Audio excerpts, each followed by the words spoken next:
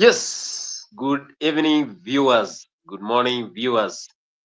For those who are following in East Africa, it's 29 minutes past 1 p.m. For those who are following in other countries, UK, United States of America, I know it's early in the afternoon there. And welcome to Afrique 24. This is the political show here because every day you must know what is happening in this country and also all over the country in terms of politics. We welcome you for the today's show as we are going to discuss some of the major events that really happened in this country all over the last week. And of course, the major topic that happened is Azimio La Umoja congregation that happened in the Homabay and the fight for ODM leadership is still on. Welcome, so that you can also give your ideas here in Africa 24. You can tell us who do you think is the best person to replace Raila Odinga after he joins AU chairmanship. We hope that by next year he's going to win that AU chairmanship that is happening for the next few months. William Ruto is the president of the Republic of Kenya, has already started campaigning for him. We saw them in Addis Ababa, Ethiopia, and also in other countries whereby they are still campaigning for AUC chairmanship.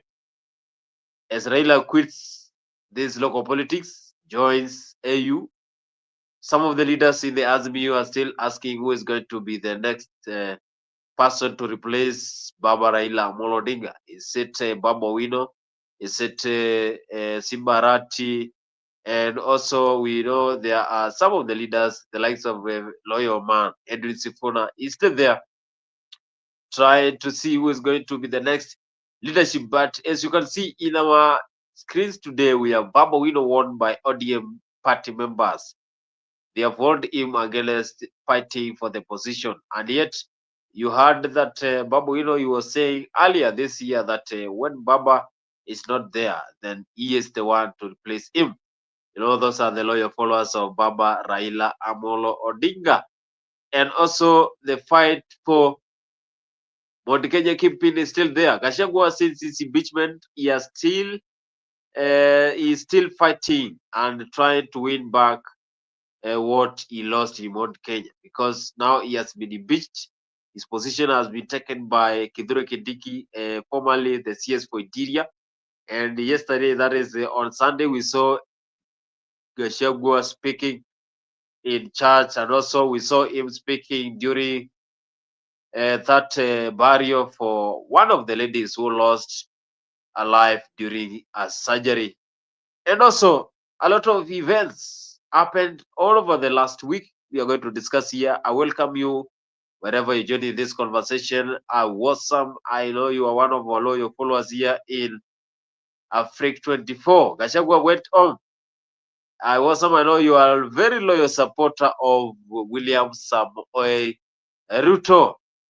So welcome you. I am not alone. Muzalendo will be joining me in a few so that he can give us his remarks and also tell us what does he think who is going to be the next person to replace Raila Amolo Odinga.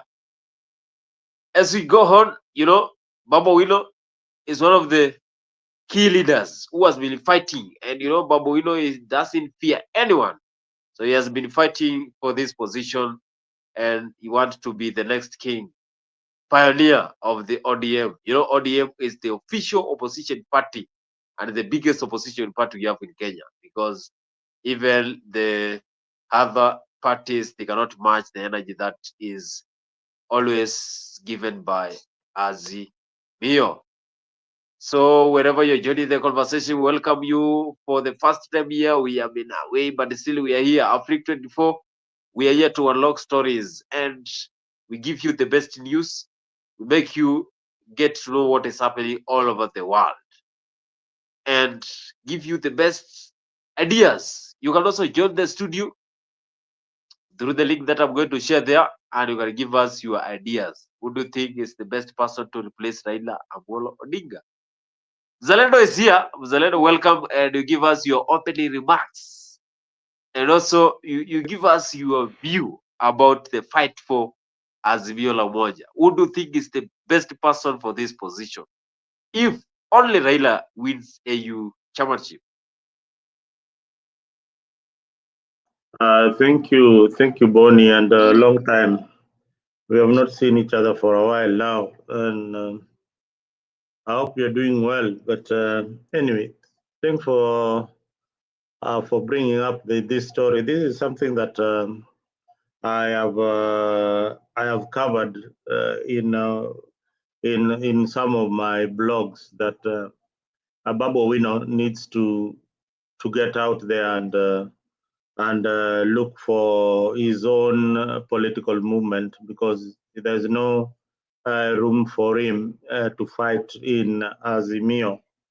Why am I saying this? Because Babu Owino has got a following. It just doesn't come like Babu Owino alone. He's got a following, and his following resonates among the youth and the people who are his age mates and below. So Babu Owino is popular among these groups. He cuts across the Republic of Kenya. What I don't know is will this support of Babu Owino translate into votes? But anybody threatening Babu Owino, let's say somebody like Junet Mohammed, Junet Mohammed and Babu Owino, Junet has got no value. That currency is valueless compared to Babu Owino. If people were to vote, even in his own backyard in Migori, Babu Owino would win that popularity contest. If they were to vote anywhere, those ODM members who are against one Babu Owino, he will carry the day. So Babu remains a popular figure within ODM. He's somebody that I know very well that Baba would not want to lose, especially among the youth. Is one of the most popular currently. And going to the elections in 2027, you need the youth, somebody who can command the youths in Kenya towards your political movement. And Babu Owino is that kind of person. So the infighting of them trying to sideline Babu is because Babu is growing more popular than the owners of ODM. ODM has got its owners, so the owners are not very popular, but Babu Owino is more popular than them. But being that he's young, he's looked down upon by the party hierarchy. That's what I can say. Zalendo is saying that Babu Owino, because he's so popular, that is why some of the leaders are trying to fight him, and yet they have not even shown, they have not even proved to the Kenyans. You know, Babu Owino, even if he posts through Facebook, if he posts through Instagram, you'll see Kenyans supporting him, saying that he's the best person for governor in Nairobi County 2027 and also for presidency. He's saying that the Kenyans, you know, he has a big following when it comes to the social media. Facebook, whenever he posts through Instagram, you'll see Kenyans trying to support him because he has come out as one of the leaders who are ready to serve the people of Kenya with due diligence, and also he is one of the leaders who Kenyans trust a lot. So if you are given Babu and Junet, then absolutely Kenyans are going to pick Babu Owino. But we wish that Azimio, that is ODM, will remain firm because it is one of the political parties that really push the government to perform and work for the people of Kenya. So we are still trying to see if Babu Owino will get this one, but this will depend if Raila wins the AU chairmanship in 2025. Is Raila going to win this? That is what we ask you. Do you think that Raila Odinga is going to win this AU chairmanship? Zalen, do you think that Raila will clinch that AU chairmanship? Or this is just a game? Can you hear me? Yeah, loud and clear. Yeah, I can see my window on this other side is tripping. On the AUC chairmanship, it still remains a tricky ball game. I can't say that Raila will win outrightly. For him to win, he will need a good number of African countries supporting him. But currently, what does Raila have to show that indeed is popular? When I last checked, Raila has got the support of that was endorsed by DRC Congo. He has been endorsed by South Africa. He has been endorsed by Somalia. He has been endorsed by Museveni. He has been endorsed by Kenya, of course. He has been endorsed by Ghana. He has also been endorsed by which country? Rwanda. He has been endorsed by South Africa. And which else? Which country am I forgetting? And he has also been endorsed by Tanzania. I didn't mention Tanzania. Algeria is also coming on board. But you see, this is a matter of elections and it's a matter of competition. So the best candidate will win. Raila has been riding on his Pan-Africanism. I think he qualifies as a Pan-Africanist and somebody who has been there for a while. The other candidate from Djibouti also is popular. He's been in the foreign circles internationally for a long time, and I think it's going to be a strong challenge for Raila to beat, meaning that if the francophone countries gang up together to support the candidate for the Djibouti and the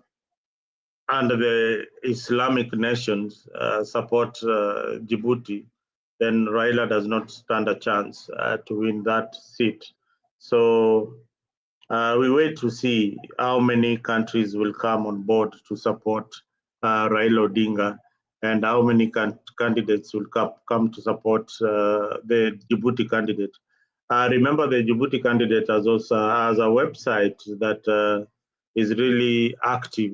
Raila's candidature has not really invested much on popularity and publicizing his candidacy. But there's only one vote, one vote per country. This is not where the whole country is going to vote. So even if Osam is making a lot of noise on the comment section, it doesn't carry any vote. Me and you don't even carry any vote. We are not going to vote for Raila. It is the presidents of these other countries who are going to vote for Raila Odinga. So if he can gather as many presidents as possible in his camp, then most likely he's going to get that position. Yes, Bonnie. Mzalendo is saying that even if we make a lot of noise, then we are not going to vote for this position. This one is going to be made by the presidents of the continent of Africa, either Uganda, Tanzania, South Africa, Ghana, Namibia, Guinea, Equatorial Guinea, Senegal. So this one is a big job. Of course, this is a big job for this Raila Amolo Odinga, and we wish that he will get that position because he has been fighting for this position for a long time. And you know, Raila Amolo Odinga, he has been a loyal Kenyan, but the recent incidents whereby he joined the UDA government, from a broad perspective, Kenyans are saying that he is the major cause of Gachagua impeachment. After William Ruto allowed the top leaders for Azimio to join the government, they are saying that that is the downfall of Rigathi Gachagua. And all that time when Gachagua was impeached, William Ruto did not speak, and yet they were campaigning with him. They're saying that Raila is again a very selfish man because during the Gen Z protest, he's the one who called off the Gen Z protest by joining the government in a secretive way. But now we are having problems with the country governor, that is governance. We are fighting for Kenyans. Do you think that Raila is selfish? I want to ask that question to Dan Karanja. Dan Karanja, welcome to Africa 24.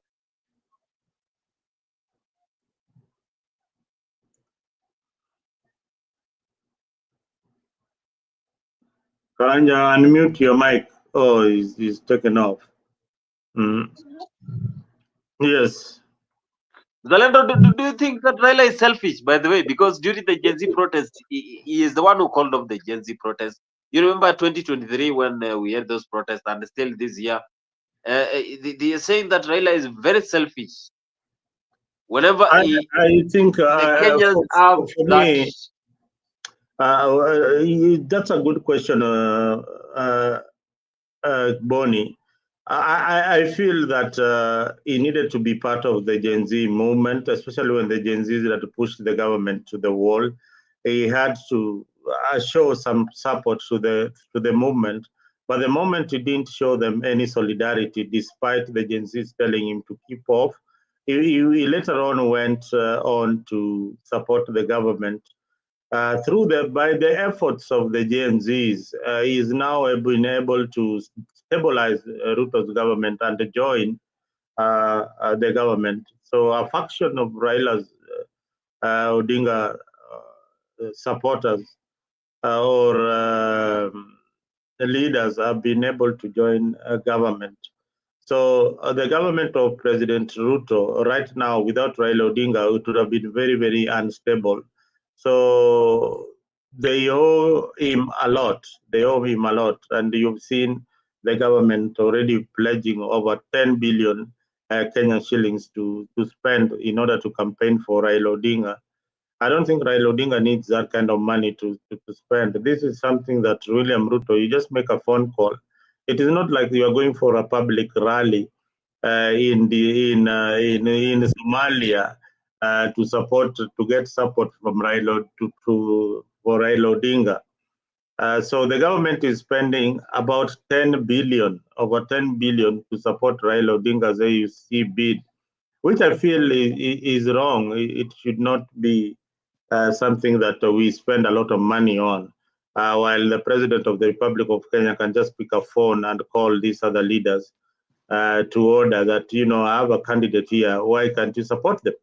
So for me, one, on the issue of the Gen Z, I think he was selfish. He ought to have sided with the Gen Zs and ensured that whatever the implementations that they wanted were implemented by Ruto's government. When he didn't do that, most of Kenyans are seeing him as somebody who has betrayed the cause. Yeah. I thank you so much, Mzalendo, for saying that he did not. And of course, this is something that we need to take it serious because not every time we are going back on the street, we are going to struggle, but someone will just benefit. That is the voice of Kenyans out here. Dan Karanja, welcome to Africa 24 for the first time. I think we're having you, unless you have come well, I'm not there. And just to give us your opening remarks, and do you think that Raila Odinga is going to win this seat, AU seat, for 2025? Thank you. My name is Dan Karanja. I'm joining in as a young person, joining in from the USA, and I just joined in right now, so I don't have too much. I haven't kind of followed up on the conversation that you guys are having. So if you allow me, I would like to kind of join in and listen to it a little bit, and I can give some remarks later on as we keep going on. Oh, thank you. Thank you. But thank you, yeah, Dan. but thank you so much for having me, though. Dan, you're welcome to Africa 24. This is where we discuss the Kenyan politics, how we want things to be run, especially in our country. We have got so many candidates who are aspiring for this position. So we only hope that one day we will put our heads together and choose one candidate who is actually fighting for the people. So if we stay on the sidelines, then we'll be swept away. But generally, it is a conversation that is happening. I didn't get where you are from. I am currently in Atlanta, Georgia, in the U.S. Oh, you guys are the ones who voted for voted for Trump. I mean, how could you give Trump all those votes, man? Oh my Yeah, God. yeah. Huh? We politics in America are a little bit different as compared to Kenya. Yeah, I mean, what has surprised me a lot is that people in America have already moved on from the conversation of the elections. It's interesting. Mm. Yeah, they everything from the beginning. By beginning, I mean when people start voting and counting, in about in about less than 24 hours after voting, everything is done, and now we're just waiting for the swearing in January, and people have moved on from that and going back to the economy. Mm. That is something that people at home in Kenya have to learn. That strangely, elections is done within 24 hours. They have a president. Today in Kenya, we'd still be crumbling of the votes that were stolen, or they're waiting for votes from Tarakaniti to arrive at KICC. You know, these are strange. You know, these are conversations that we need to have frequently. What we and most of the parliamentarians from Kenya were observers on these elections. Elections here in the US, this US has got 55 states here, and in the 55 states, by midnight of the elections were on when was it? Well, it was on a Tuesday. By Yeah, on the 5th. midnight, by midnight Wednesday, results have already started trickling in. And by 2 a.m., the winner of the presidential election is already known. But when people were waking up in the morning, they already knew that the president is going to be Donald Trump. Elections ended in some places, but at around 8 p.m. And that is it. By 8 p.m., the counting begins. By 10, it is done. So these issues of, you know, in Kenya, that, you know, elections are done, then the ballot papers are taken elsewhere to be counted. They meet in a gathering in Bomas, like a ceremony, and the electoral commissioner announces the results. Maina Kiai's ruling was very simple. Election ends at the polling station. So when the election ends at the polling station, every candidate, be it MCA, senator, MP, governor, president, has already known the results. Now, they came up with a law that the presidential results are announced by this special person called Tebukati, or the commissioner of IBC. And that's absolute nonsense. Elections can be announced by any IBC official at the polling session. If that rule can be changed, then we'll have a lot of reforms and a lot of doubts that are being cast during presidential elections about results. That is my take and observation of something that we can learn from elections in America. Mm. Yes, that is Mzalendo, of course, speaking about the election. That is something that Kenya has really followed. But again, you know, as Kenyans, we are always concerned about what is happening in the USA. And they even questioned, why are foreign countries following up what is happening in our state? And the response, when I followed the social media there, you know, social media, you'll get both negative and positive responses. But it is a major lesson to our country, because whenever we have elections, then we will have almost 5 months to discuss about election. Either it was rigged, a lot of things are involved in our Kenyan elections. So I think it's how world is changing, and you can just see whatever happened there in the United States of America. So it's a big change for that. Bonnie, do you know what? Even in the US, talking about election at your place of work, it is rare. People don't even talk about the candidates they are going to support. You don't even know. I wouldn't even know maybe who Karanja is going to support, going to vote for, unless he tells me or I ask them. You will never hear people talking about the candidate they are going to support in the election. But the results, when it is done, it is done. When you have lost, you have lost. People move on, and that's a good thing. But in Kenya, Bana, we don't move on. We are still, in Kenya, we are still in the elections of 2007. Azima, we have to talk about elections in the places of No, we work. are still in the election. If you go to some people, will still talk about the elections of 2020, 2007. They have not even started this one for 2022 that ended. They are still in 2007, how they lost elections. Then they'll come to 2017. Then now they come to this one.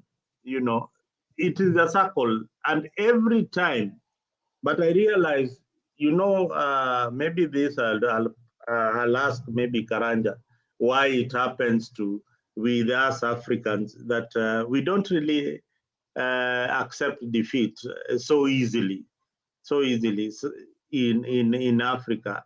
Uh, I don't really know why. Awesome is saying Mzalendo is misleading us. The Democrats are the Democrats are scattered.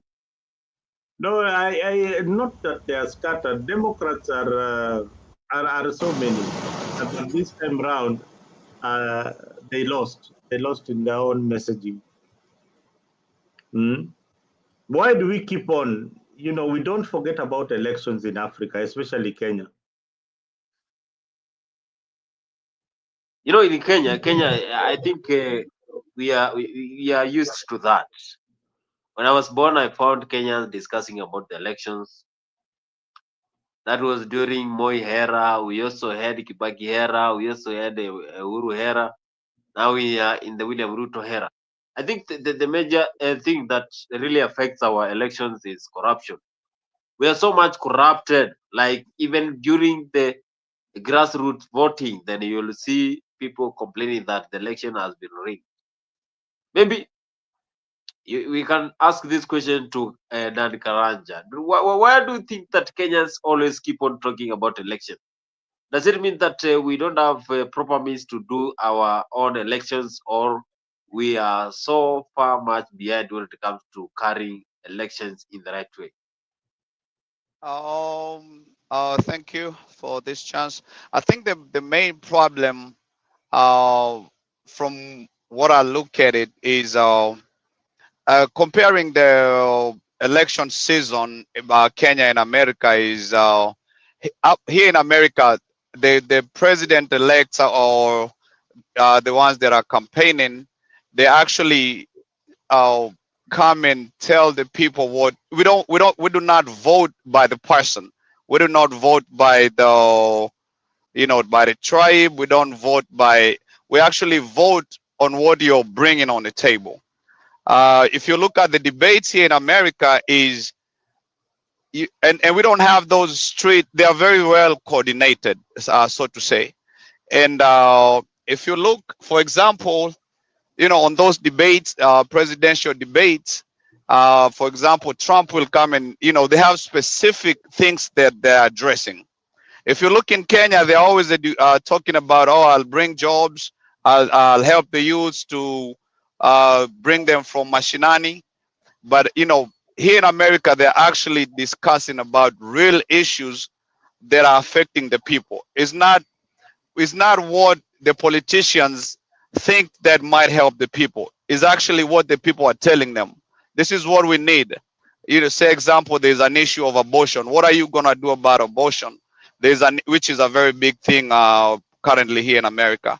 There's an issue of taxes. So they actually is almost they're given topics and they're judged based on those topics. If you compare in Kenya, somebody will come in the same story since when we was born back in the day. Oh, I'm gonna bring this, I'm gonna do that, and it's non-issues as per se. So politics in Kenya is mainly almost non-issues that are discussed. It's issues that the politicians themselves they think that the people want to hear. But here in America, the politicians are 100% judged by what is currently going on and on specific topics that are affecting the people directly. You know, so if you look at Trump was basically talking about immigration, he's talking about abortion, he's talking about taxes, he's talking about bringing back manufacturing companies. But in Kenya, they are talking about unga, they are talking about barabara. You know, basically it's almost is issues that are not directly affecting the more common mwananchi. And I think that is a very huge. They are not, politicians in Kenya are not held accountable for anything, and it's very unfortunate for that. Here in America, internet we have actually couple Kenyans they have been selected these past elections to join Senate and the House of Representatives. For Kenyans are also joining in politics, and they are doing very well. In Minnesota, for example, there's a young lady who has been selected to be in the House. Here in Georgia, where I'm currently joining in from, there's another lady, Kenyan lady, who has been selected to join the House. So Kenyans are definitely doing very good here in America. But the main things is politics in Kenya addresses non-issues. Is the same issues over and over again without any changes, and they are not held accountable. If you look at a very powerful person, the current president of the States, Trump, he was held accountable for the past election in terms of votes that were kind of, I don't want to call it stealing, but misallocated votes, which basically means stolen votes. And he was taken to court. Somebody like Trump, and he was facing a lot of jail time. If Trump did not win this election, past election, he was facing serious jail time. So politicians here in America are held to accountable or to accountability of what they tell the people. And in Kenya, I wouldn't say the same. They will come and do whatever they want to do and just merely walk free in the streets and just keep promising. And it's the same scenario that is repeated over and over again. So just to make it short, I don't waste too much of your time. I think accountability of the politicians, and they are not in Swahili, Sera. They're talking about non-issues. It's issues that do not directly affect the people. You cannot have someone. I mean, every politician in Kenya, their Sera is to education, roads, and housing. Look, if you go back, however many years you want to go back, that is the only thing that gets repeated over and over and over again. And that is the reason why a lot of times you will just end up choosing the same leaders to come back to parliament or to even presidential elections, because you really there's not, if just compare in the past elections what has changed. Sarah, they don't sell anything different than what has been sold in the past, and that is a very big issue that I think if it would change, there would probably be better emerging leaders who would actually bring changes to the communities back at home. Thank you so much. Thank you so much, Dan Karanja, for that wonderful submission. And of course, we know as Kenyans, we always keep on repeating the same manifesto, but still the manifesto that we are given during the Moise era still has not been implemented in this country. Muzalendo, why do you think that the Americans voted for Donald Trump for the second term, and yet he was there in the first time?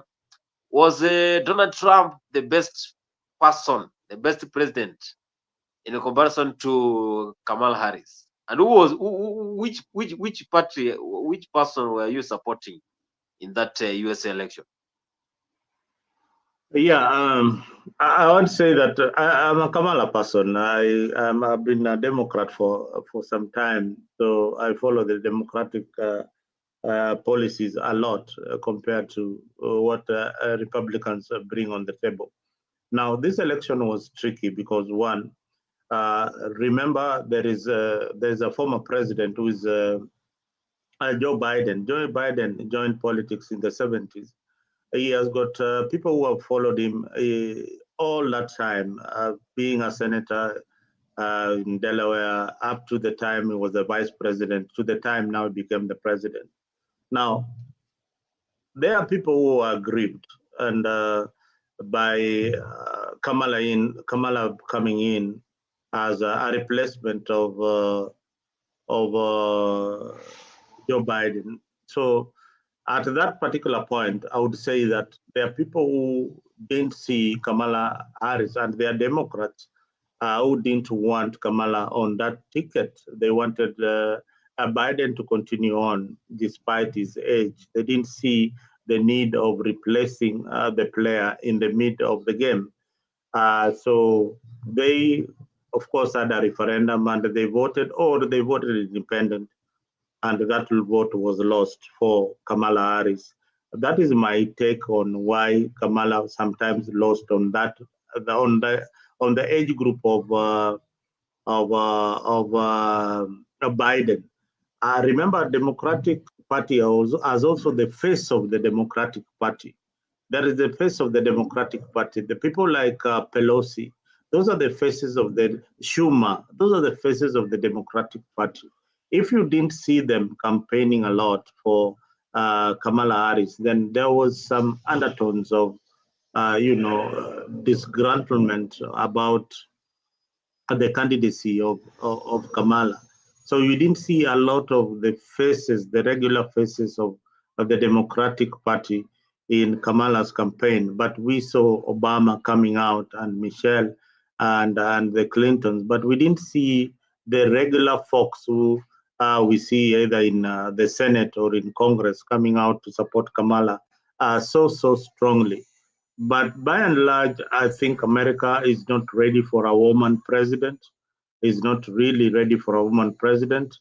And another thing why Democrats really lost this election would be on the Latino vote. The Latino vote, especially those who are on the border. Immigration was, I think, the number one issue that cuts across the both Republicans and Democrats. That issue was wrapped in very well by Donald Trump, and it cut across both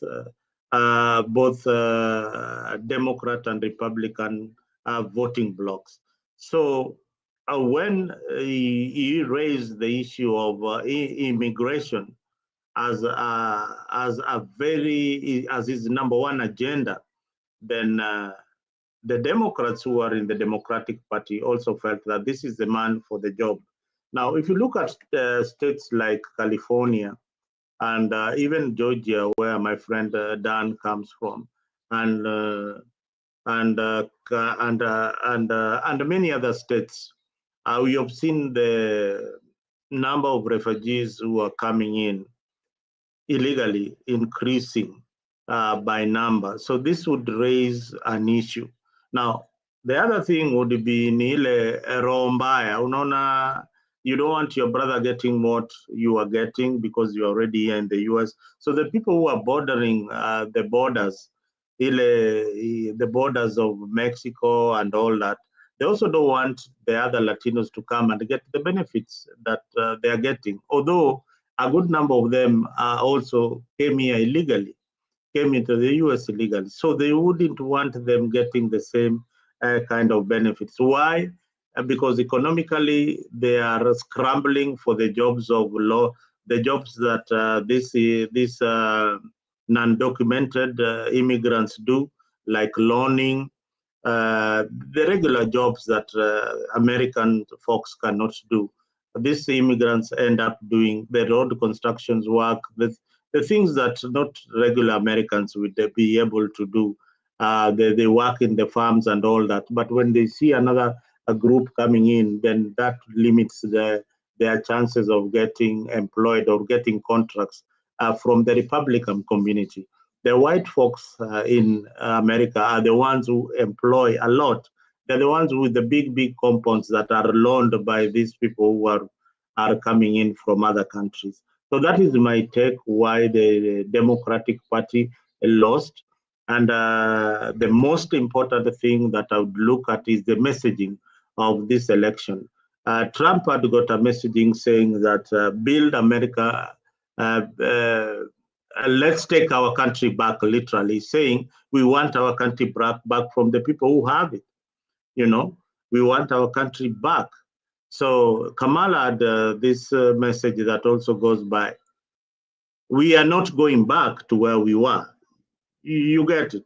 So this message has got a lot of, there's some hidden agenda in that message that anybody who is just looking at it literally like that would think that they're looking at economics and they're looking at other aspects of the election, but they're looking way beyond.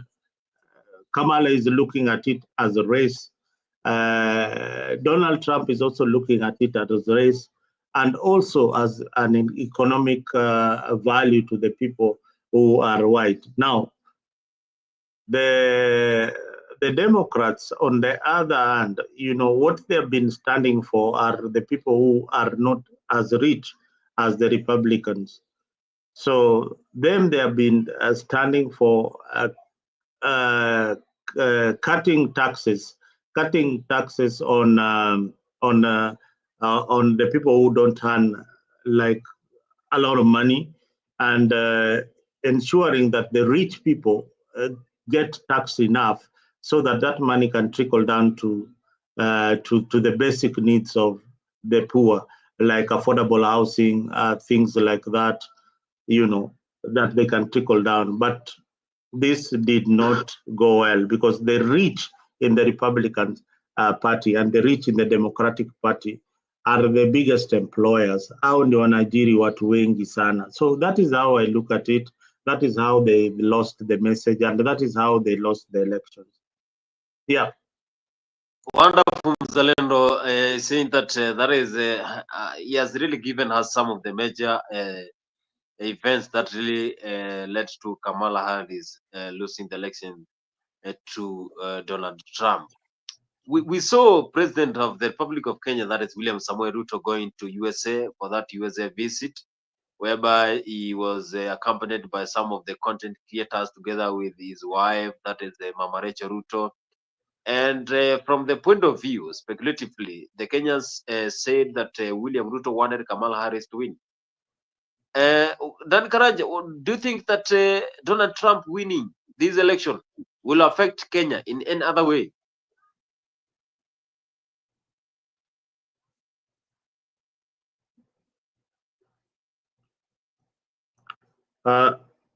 Karanja, your mic is mute. Karanja, your mic is mute. Now, let me just take the opportunity to answer Awesome. Awesome, Mzalendo, have you fulfilled your promise on the prominent lady Goodyear? No, I will definitely fulfill my promise. I lost and I have to honor my promise. So I will definitely honor my promise. I mean, a promise is like a debt. So I have got $100 to pay Goodyear.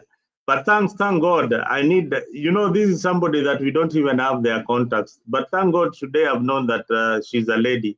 I never knew that Goodyear is a lady until you told me today. Thanks for the election. She's a lady. Yeah. Aye. She actually let the cat out of the bag without knowing. Awesome, you will be lynched by Goodyear for saying that. She never wanted anybody to know that she's a lady. Yeah, but now we have known she's a lady. But tell her to look for me. Tell her to look for my number. We will get in touch with her so that I can give her the money. She won the bet. I lost miserably. Yeah, Karanja is back. Thank you so much. Karanja, we saw William Ruto together with his wife, also some of the content creators going to the USA for that visit, whereby from the point of view, it's like William Ruto wanted Kamala Harris to win. Does Donald Trump winning this election affect Kenya in any way? That is through those donations that we get from USA. You know, we depend on USA for some of major donations through the World Bank, and also I think mostly Kenyans depend on USA. Is this going to affect Kenya in any other way? Oh, thank you. I think my take on the new president on his second term, Donald Trump, directly affecting Kenya, no, it would not. Kenya and America have had a very, very good relation in terms of support, um, money support, and other issues support. So Kenya and America has had a very good relationship even before first term presidency of Donald Trump. So directly, no, I would not think that. But now I would also like to say that Trump is a very spontaneous person. He could be today, having a stand um, on support of Kenya, but if Trump changes, it's very hard to predict. Whether he'll directly come and say, "Oh, we are stopping standing with Kenya today." But I really don't see it, because Kenya and America, if you look at Obama going back even way many years, Kenya and America has always had a very, very good relationship. So no, I don't. Before Trump has a lot of issues at hand to deal with before he gets to, even kind of stop any aid towards Kenya. The issues at hand right now, and based that he only have, this is his last term, I don't think Kenya will be directly affected at any one point. At least not during this term. It's not enough time to deal with the issues that we are currently facing here in America to give him enough time to get on issues on aid that is given from America to Kenya. So I do not think that you guys will be seeing any significant changes from his or rather from his election on his second term. Thank you. Thank you so much. And just to add on that, I mean, Kenya is just a small entity in American politics. Yeah, it's really small. Yeah, America has got to worry about China, has to worry about North Korea, has to worry about Iran, Iraq. Those countries have to worry about. Kenya is not really. It does not really. But Kenya is a superpower country. What do you mean? I mean, give me a break. I think the first thing that Trump is gonna try to do is get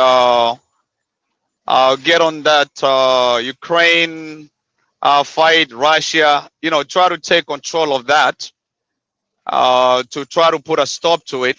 He has a lot of interest in that for some reason. And also he's trying to bring back a lot of manufacturing companies that had, around the COVID time, there's a lot of manufacturing companies that left America.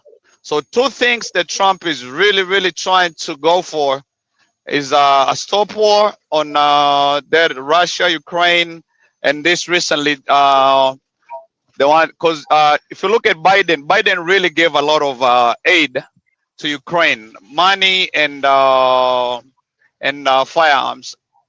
But so Trump is really going. I believe that is probably going to be his first, action, is to try to put a stop to that, and also bring back manufacturing companies. It's trying to go the route of having to impose a lot of tariffs on these companies that left America. In that case, I mean, like the people like Ford, a lot of car manufacturing companies is really going after them.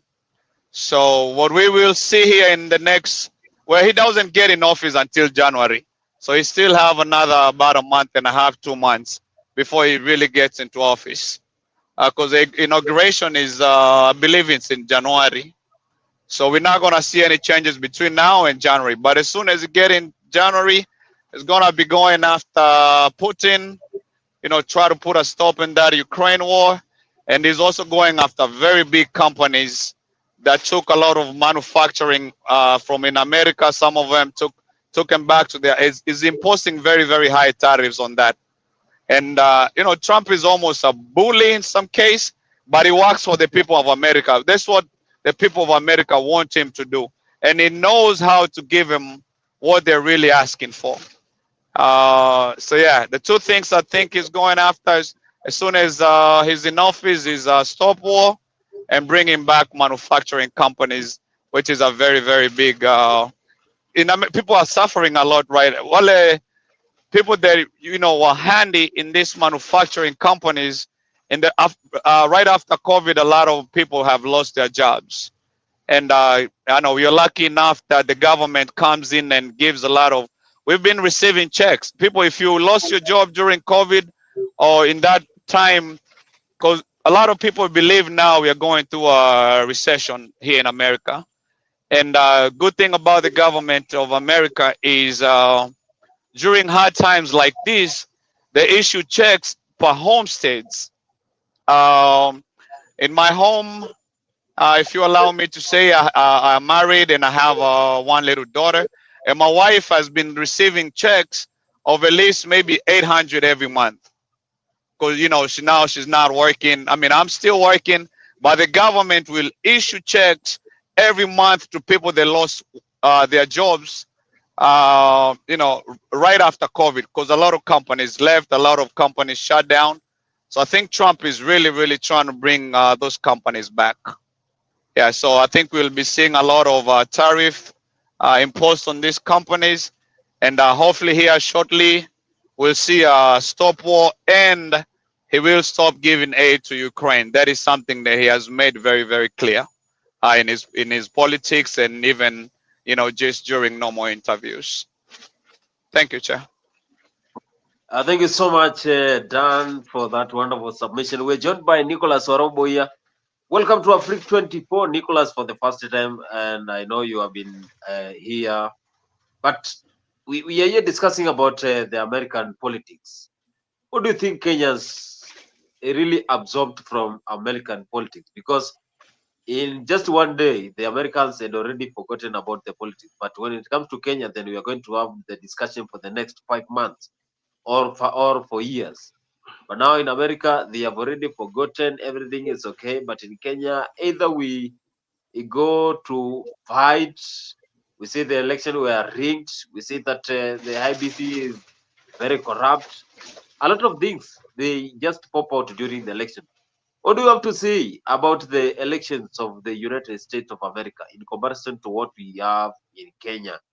For example, what happened in the year 2022 during the August 8th election?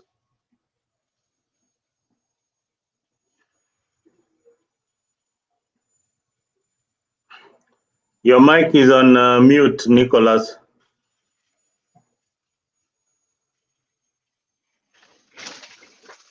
Can you give the mic to somebody? I'm busy doing something. I'll join in a few minutes. All right. Okay.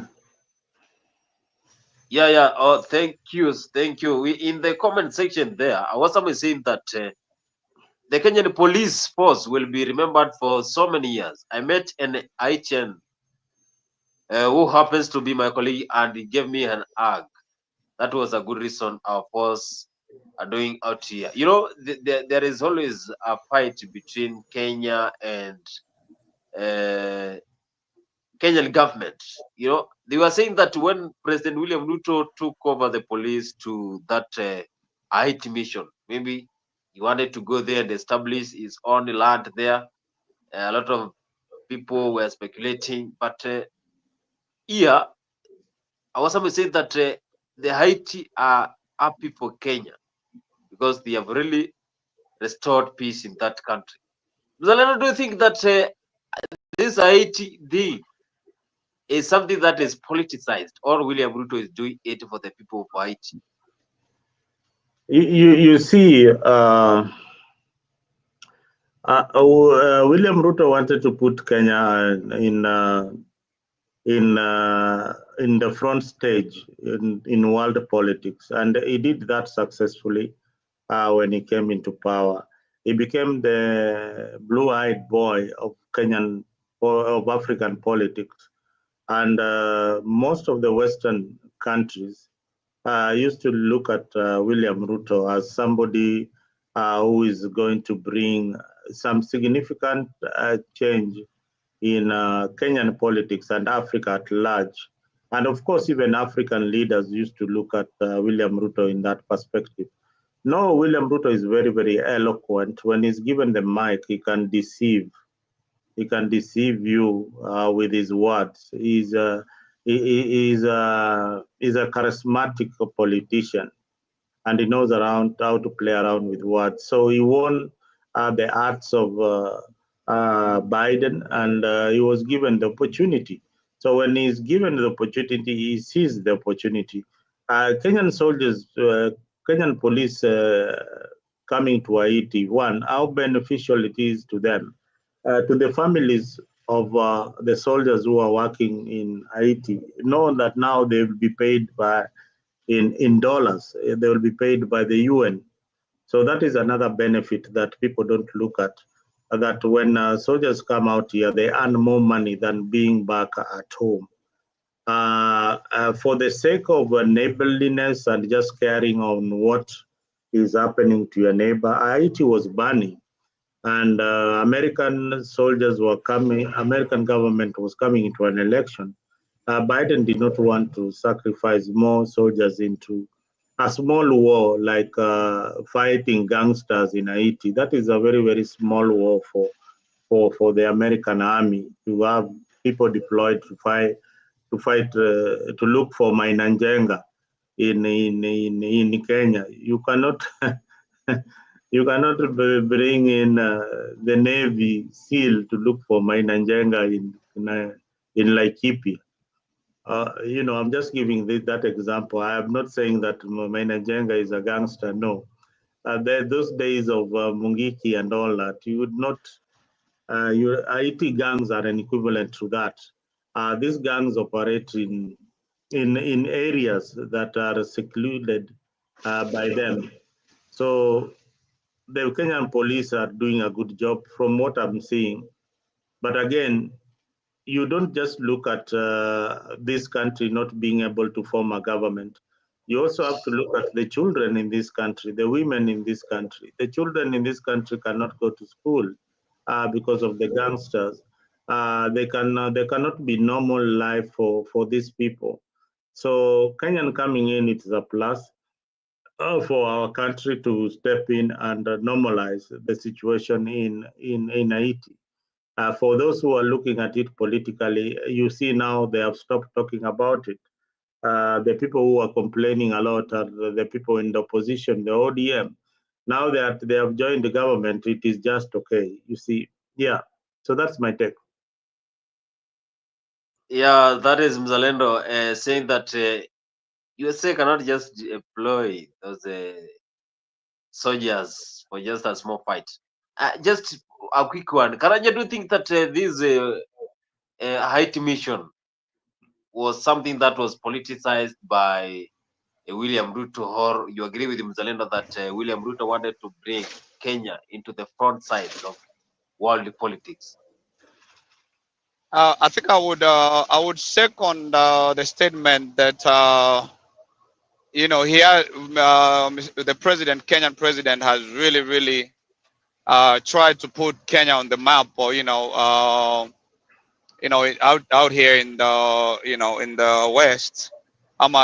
So nah, I do not think it was highly politicized.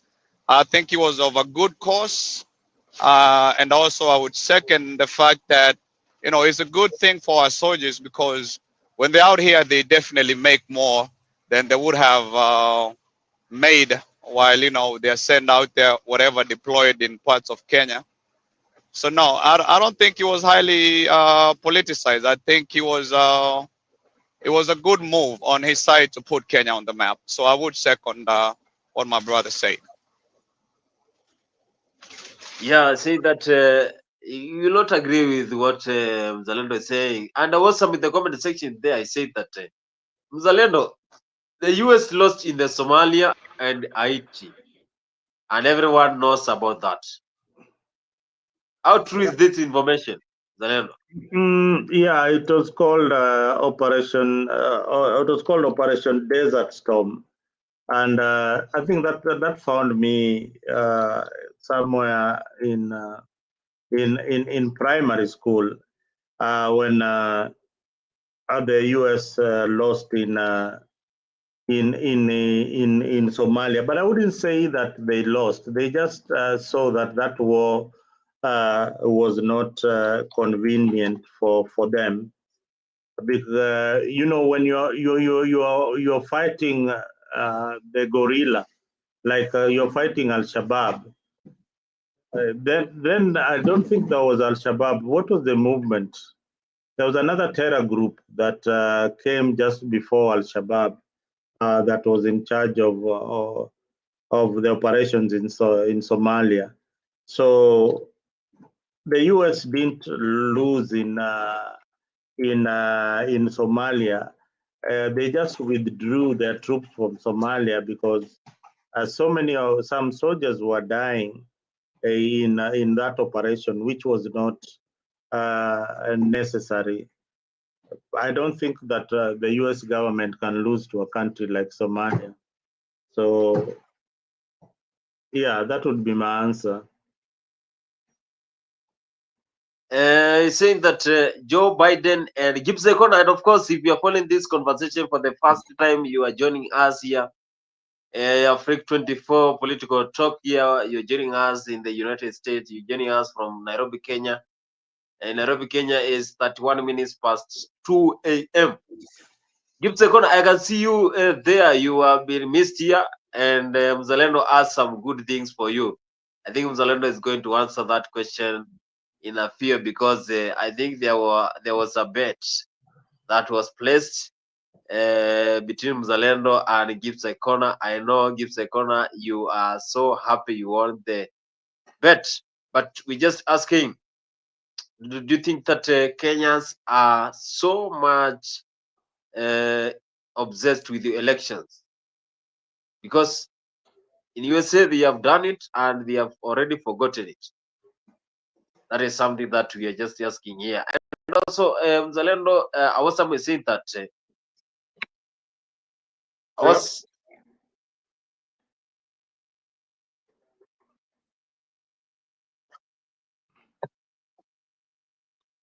What are you saying? We lost you. We lost the the moderator. The moderator, you're frozen. You need to come back. Also, Gypsy Corner, thank you so much. Nice to see you after after you beat you were frozen, my friend. I mean, you were saying something, then all of a sudden you started playing games with us. You're freezing on air. Gypsy Corner, I seeing mean, you, I will honor my pledge. But Gypsy Corner, today I realized that Awesome told us you are a she, so I will address you from now onwards as Madame Afrique. Madame Afrique, I will honor my pledge. Just to make sure that that email there you send me your number and your contacts, so that we can get in touch in the next 1 week. Utaona nimekutumia kakitu hapo kule, now that you won the bet. At what she? Awesome said that you are a she, so we don't care. So Madam Gypsy Corner, yeah, endelea Bonnie. that is how about the American politics, and of course, you know that Kenya we are so much obsessed with election. But moving on in our Kenyan politics, We have seen what happened in Homabay, whereby the fight now after Raila Odinga started to campaign for this AU chairmanship, there is still a big fight on who is going to replace Raila Odinga. You know, is the Baba, they call him Baba, and this ODM is one of the major political party that has been pushing the government so that the government can make sure that they are going to deliver their manifesto. So we saw Babu Owino, the likes of Hassan Joe, Simbarati, you saw even Gladys Wanga, Junet Mohammed, they are still fighting on who is going to replace Baba. Nanikaraja, do you think that who do you think is the best person to replace Baba if at any point Raila wins the AUC chairmanship? Oh, I honestly would pass on that question. I don't know who is the best candidate to replace Raila. I have not followed up too closely on that, seat and who would be a perfect candidate for it. So no, I wouldn't be the right person to answer that, unfortunately. Mzalendo, do you think that is the best person to take over ODM from just what we have been seeing? Maybe Wanga, maybe Junet, maybe Simbarati, maybe even Edwin Sifuna.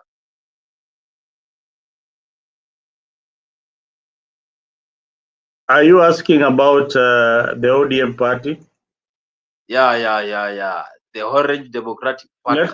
Let me give you an answer because I am a fan of Babu Owino. And the only reason why I am a fan of Babu is because I feel Babu Babu ought to have moved away from ODM a long time ago when he realized that these guys cannot give him any position of the leadership. He has been struggling, and Babu Owino has got an electoral college that he commands, and this is the youth in Kenya. So he cuts across all the political divide. But you see, one thing is that they are the owners of ODM political movement. These people will not give Babu Owino a chance to take over the party. All right. So they might not give Babu the chance to take over the party because they feel that he's young and probably will run away with the party. So they want to have the party in control, and it can only be controlled by people I call sycophants, people who cannot have a mind of their own. Babu is an independent thinker, and he would have a lot of differences on opinion, especially with Raila Odinga. So that is the more reason why they don't want him around, because he's young, he's aggressive, and they do want somebody that they can control. Yeah, that is my take.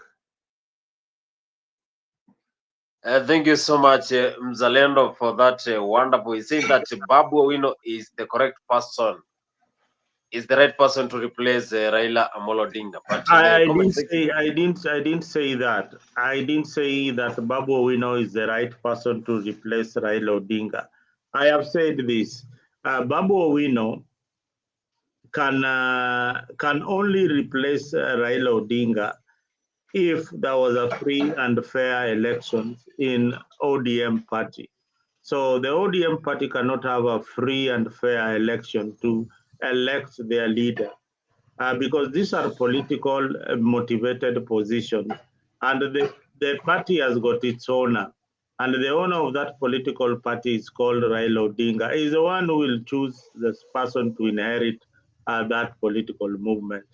That is the difference between other political movements. So this party belongs to Raila and his friends. So it is Raila and his friends. So Raila, and if you are not in that circle of his friends, then you don't stand a chance. You don't even stand a chance. By the way, Gibbs Ekona is saying that, by the way, Babu Owino was in a sneaky way endorsing Wanga because he's not leaving but setting himself a package. That is Gibbs Ekona in the comment section there. And of course, you know, this is the only political party that pushes for government to deliver. If Raila goes and joins for the AU, do you think that this party will still deliver the same way it has been doing when Raila has been there, or it will have Bonnie, I some want you to understand the politics of Kenya, how it works. These people cannot allow Babu Owino to be, and this is too awesome. You also need to understand this. You cannot allow Babu Owino to take control of the party, because once he takes control of the party, he will come up with new people of his age, people who think like him will join the party. I will not be surprised that if Babu Owino takes control of ODM party, people like Morara will be in that political party, you know.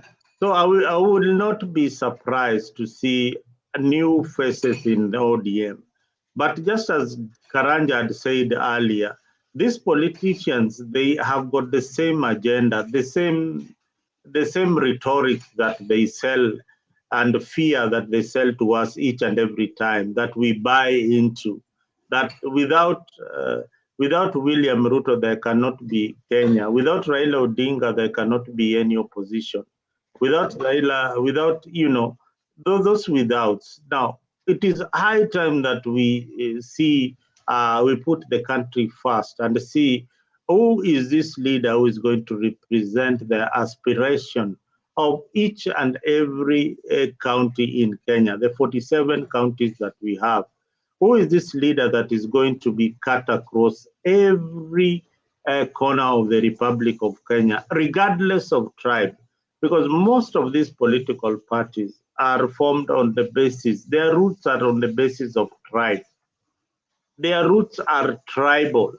So how are we going to take over these political parties and make sure that their leadership is changed?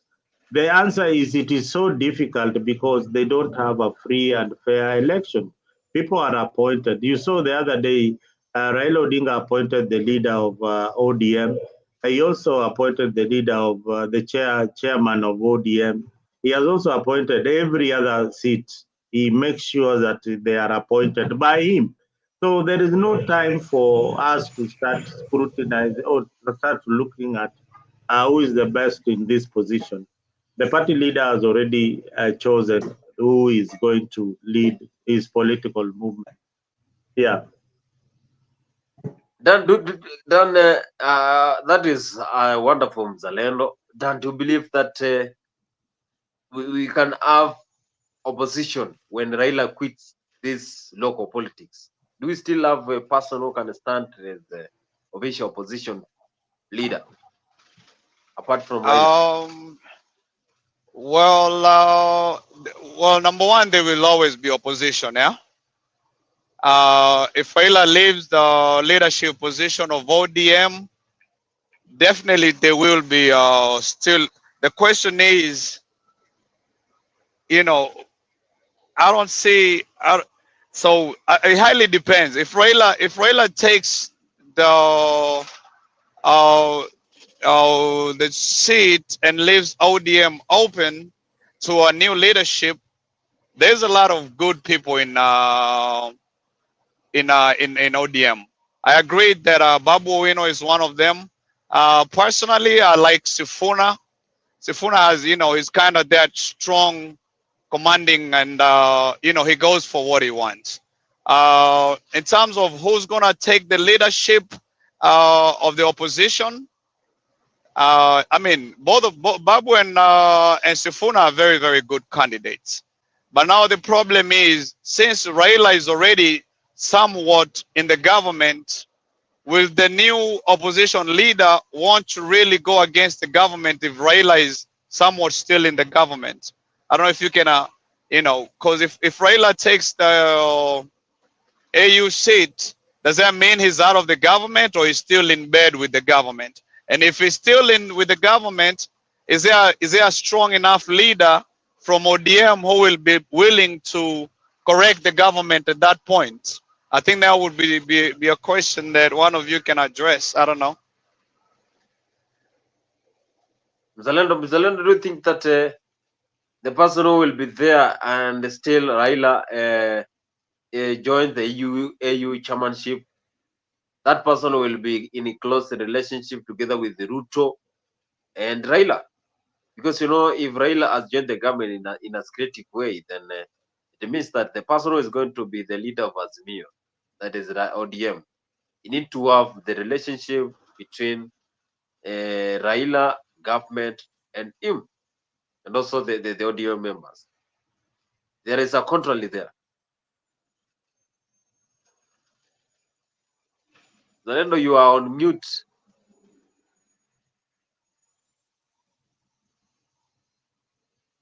Zalendo, you are mute. Can you hear me? Yeah. Okay. I want to say this, that there is this thing called Government of National Unity, GNU. What does this Government of National Unity bring on the table? This is a bunch of friends who have come together to ensure that their interest is protected before the interest of the people of Kenya. That is why we have this Government of National Unity. Now, is it a popular government? It is not. We are being taken back to the days when we had one party rule called, by President Daniel Arap Moi. It was called KANU. KANU was one party that did not allow any opposition. So right now we have a Government of National Unity, which is pretending that in the event that everybody joins the government, then there are some few people who are within the same government who will oppose that government.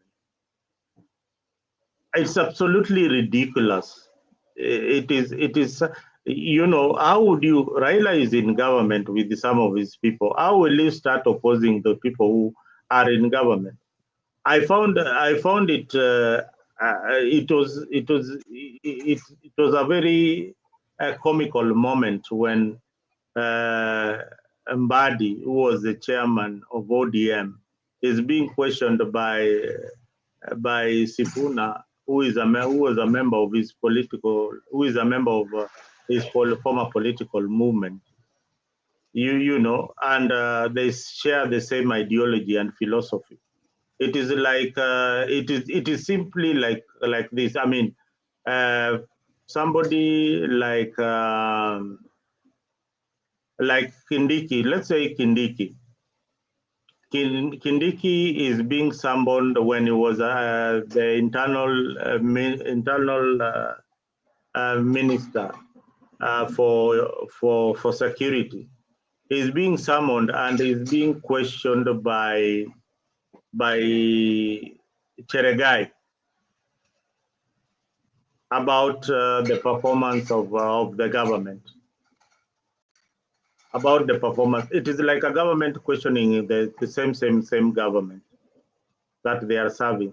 You see, these political parties are are actually formed every time I repeat this to take power.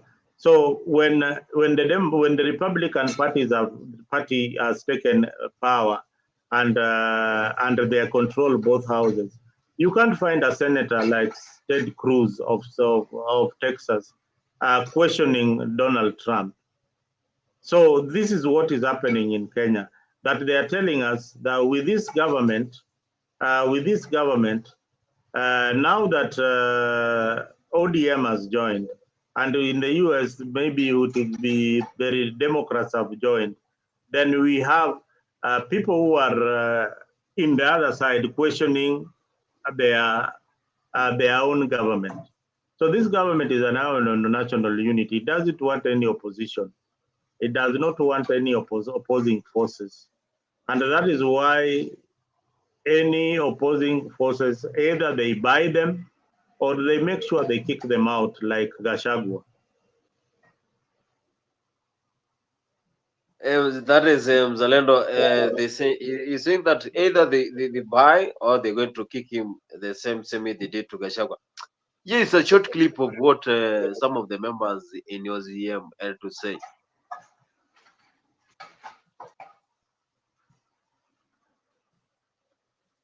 But I want to say we came here for the function to recognize the official launching of the chairmanship of Gladys Wanga. Gladys Wanga is a great lady. She has a lot of wisdom and a lot of strength. And I support, and I really want to thank Baba for having recognized her and her ability to be the chair of this party. ODM. Jodalawa. Adwani monda wachinu wacha chiel kende. Adwani monda nyisu ni wan kwadhi nyime. Kwadhi nyime. To gima duong' manyaka wamaki mwadongo kende. Iluongo ni chama marwa mar ODM. Kawawe chama mechamo bedo mayom yom. To onge kaka jomoko biro luorowa kendo jomoko biro chayowa. Ng'at moro nyocha uneno ka wan jo ODM kanyocha ne wadhi mbele kacha. Nyocha wa impeach ng'ama iluongo ni Gachagua. To wan gima gilaro gi Ruto wan wakia. Wan gima nyocha wa impeach wan nyocha wakwer ni mondo dhi dala nikech owacho ni wan ok wan shareholders. Ni en gi jo share mamage. But we want to tell the Kikuyu community that the Luo community has no problem with you. The problem we have is only with Gachagua because he is talking of shares and is saying that all the Luos are non-shareholders. And therefore, you give us somebody else to lead, not that man who is discriminatory, who is openly going against the Constitution of Kenya, and who is shamelessly discriminating other people against the Constitution. We know that Gladys Wanga is going to work well, and she is going to help to consolidate our party, and we want our party to be our anchor, to be our insurance, to be our only protector against any invaders. So, apa na wacho numatin go, nikech koth aneno kosedonjo, erokamano uru jo Homabay, amor gi chiemo. Aya, wewe kora miu Chief Whip mar Senate, Senator Ledama Olekina, Manarok. Ledama Olekina, Senator Manarok. That is Oburu Odinga. Oburu Odinga was speaking in Luo, but I've heard where he said that they are not just etching. They don't have problem with Kikuyu community. The only problem they have with Kikuyu is Gachagua, whereby he was discriminatory, and that is why he was impeached. Maybe Mzalendo, you can interpret to us what Oburu had said there, because I had even the crowd laughing. Oburu, did you? Can you hear me? Yeah, loud and clear. Now, what Oburu Odinga was saying is that he translated it at the end. He said that they don't have a problem with the Kikuyu community. When they were impeaching Gachagua, the only reason why they impeached Gachagua is because Gachagua was talking about shares. So that is the reason why they impeached Gachagua. So otherwise, they don't really have a problem with with the Kikuyu community. So moving forward, they can still work with the Kikuyu community if they give them somebody they can work with. But Gachagua, they had to impeach him. They didn't care what the issues were, but the issue was the issue of shares, and that is why they had to kick him out. That is what Oburu Odinga said. And also, you have heard Oburu Odinga saying that they don't hate, they have no problem with the Kikuyu community. Dan, do you believe that this was true? They don't have problem with the Kikuyu community, and also after the impeachment of Gachagua, it seems that most of the leaders are so happy. I don't know why, because I've listened to Dismas Baraza, I've listened to Oburu Odinga, and some of the audio members speaking during that inauguration that happened in Homabay. What do you think? Why do you think they are so happy? Why do you think these leaders are so happy? And the honest man, you know, during that press conference that happened in Karen, he said that the major thing that led to his impeachment is why he used to tell the president the truth, that the president, this Adan group, is not appealing to the Kenyans, that we are having a lot of cartels, we are having corruption cases, but the president saw Gachagua as a big threat. That is why he used his, they say he used his own allies to impeach Gachagua, something that he has never spoken about it, but he always just quote about it in a sideways dimension.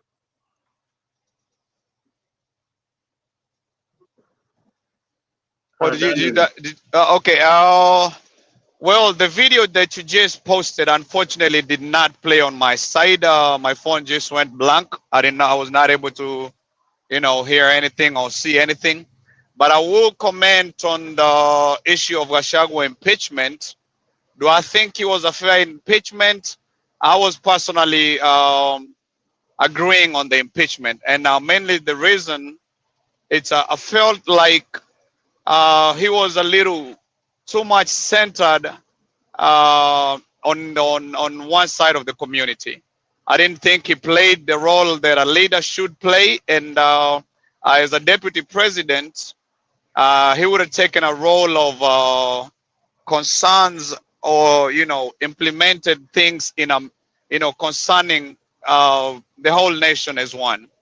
So do I think he was a fair? Do I think he had any tribal? I don't think he was a tribal thing. I think Gachagua failed in terms of representing Kenyans as a whole. Do I think I think there was some room for improvement on his side. And since a lot of Kenyans took the direction of impeachment, I stood for it. But I think if he would have been given a chance, maybe there was a little room. I think the impeachment was, too, it was a little strict, for him to be impeached based on the fact that he only kind of concentrated on tribal, or rather his own community. So I think it was a fair impeachment, but I also think that, given a little room, there would have been improvements on his side. But I don't think that he was, his impeachment had anything to do with, one tribe, not, favorism in terms of tribal. I don't think he had anything tribal, but I think he had a little, if given space, I think he would have had a little bit to improve on. So yeah. But I mean, I stand for the impeachment. If I had a chance to vote, I would have been one of those guys that would have cast impeach votes. Unfortunately, I did not get to have that chance. Yes, he is saying that he stands for impeachment of Gachagua because he failed to represent the people of Kenya entirely. Zalendo, this question we have been asked in this forum for a long time. But Gachagua is still fighting hard so that he can win back Kenyans. He is still fighting so hard, by the way, Gachagua. I saw him in that burial ceremony for one of the for one of the wives of Valley Motor generals who had lost life during that surgery. And Gachagua really spoke about his impeachment. He said that they used that one to fight him, but he is still strong. He is now telling the Kenyans to register as voters. Do you think that Gachagua, before I play this clip of Gachagua here, do you think that Gachagua will be back in 2027 stronger than 2022? And do you think that is going to give William Ruto a big competition? You know, politically speaking, to look to lose an electoral voting bloc that is number one in Kenya is a big deal for a politician. It is such a big deal. William Ruto, I know, is having sleepless nights because Mount Kenya is no longer on his side. So to lose that voting bloc is a big deal. And what has happened since Gachagua has been impeached? Mount Kenya have come back together. They have started speaking in one voice. I saw Kiraitu and everybody else coming in to speak in one voice. So William Ruto is losing a lot of his allies. I saw even in that ODM function, he has lost Aisha Jumwa in Coast. So there are so many people that he's losing because of the reshuffles that have happened. Were they good? Yes, they were good to stabilize the country and to aid to the demands of the GNCs.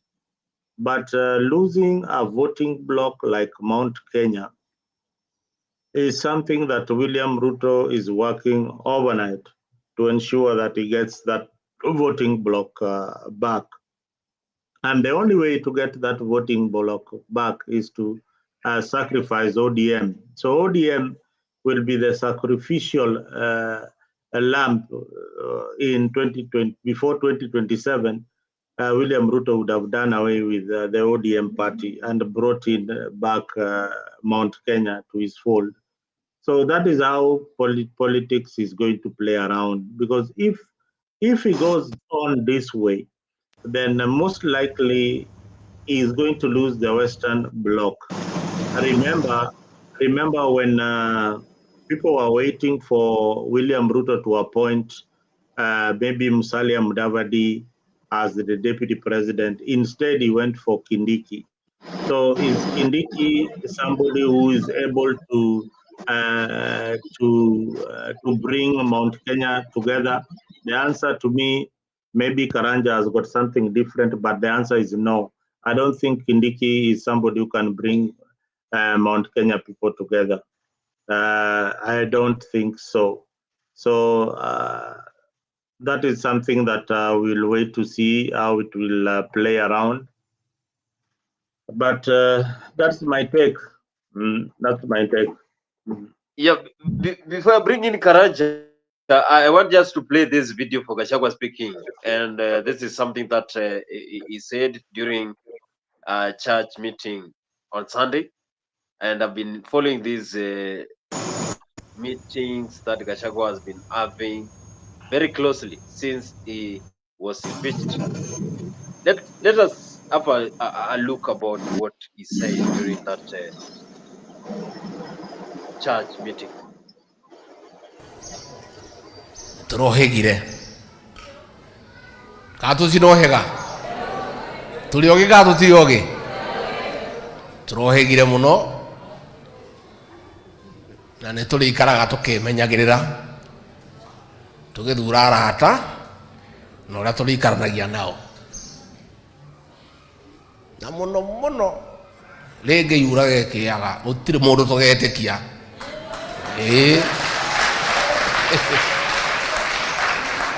ithuä tå rä tä kagio ngai å rä a å rä kä nä tå rekunyire kä atä rä ngä yura gekä aga tå rä tä kagia ngai å rä a å rä kä aya angä tå rä ikaranagia nao å rä a maikarä te makå ra maitho tå gakå ra na må no twendane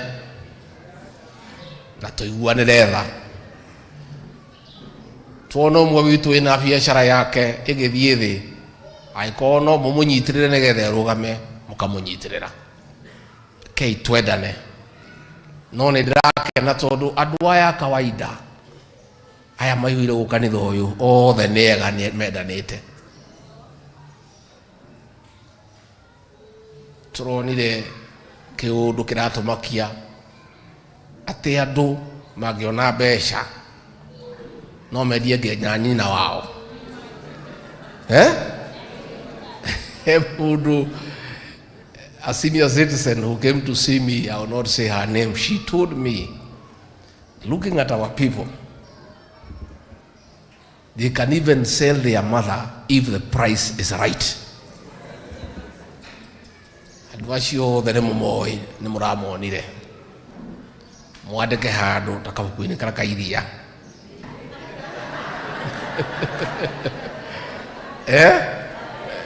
No gikeno giakwa ni atiriri. Over and above, oro kunyaniri nyumba ino itu uturaga guo nginya hindi ya twarogera wiyathi kuri andu mendagia aria ngikwe muthungu no munyaka witu andu acio akunyaniri hari andu 1,000 makoragwo mari eri na koguo ri hindi ciothe no tuhotanaga koguo atongoria aria maronanirie ni mendete nyumba ino itu taya twina haha mumanyitirire na mumatirire na mahoya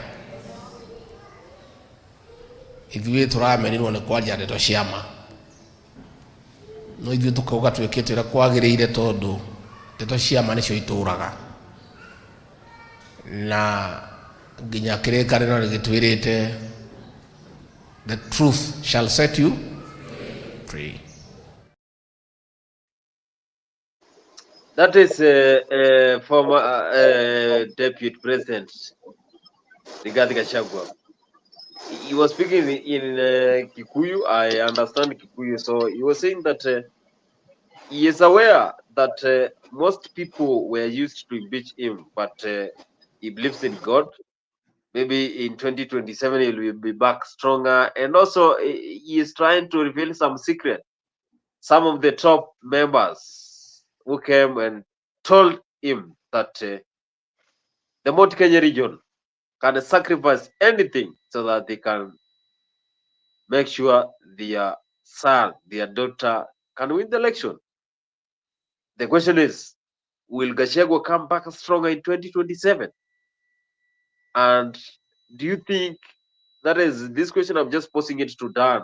Dan, do you think that Gachagua will be back 2027 stronger? And will he give William Ruto that tough competition? And also about this Kindiki replacement. Do you think that Kindiki still is the best person? Will Kindiki act as a linkage between the Kikuyus and the whole country? Because when the MCAs from several parts of Mount Kenya, they were endorsing Kindiki, they said that Gachagua has failed as a man. He has not been actively involved in linking the Kikuyu community, which is a major tribe in this country that really communicates during this election.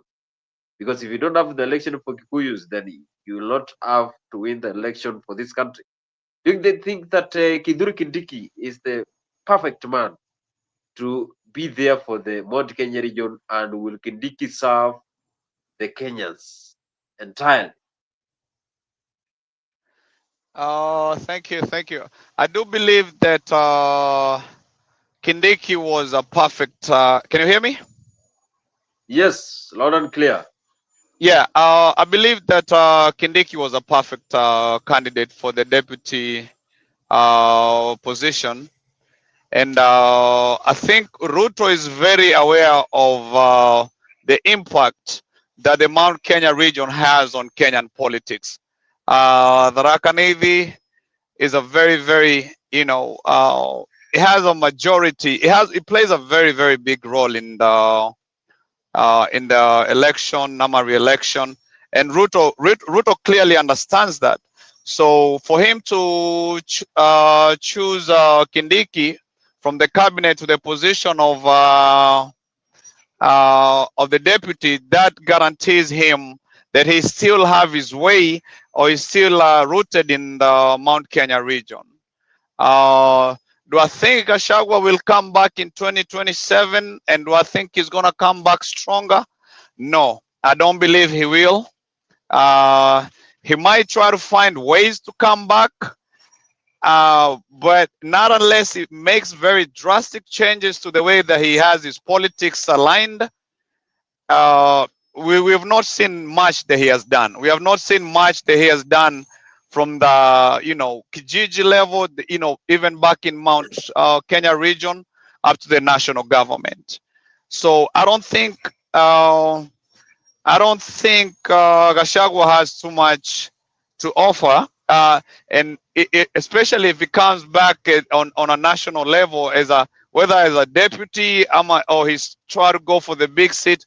I don't think he might. If Kenyans will change their voting ways and vote not just for a person but what he offers, I don't think Gachagua has much to offer. I mean, he has not been able to do it from the ground level to the national level. So I don't think 2027 he's gonna be of a great challenge to the UDA, especially if Ruto decides to rerun.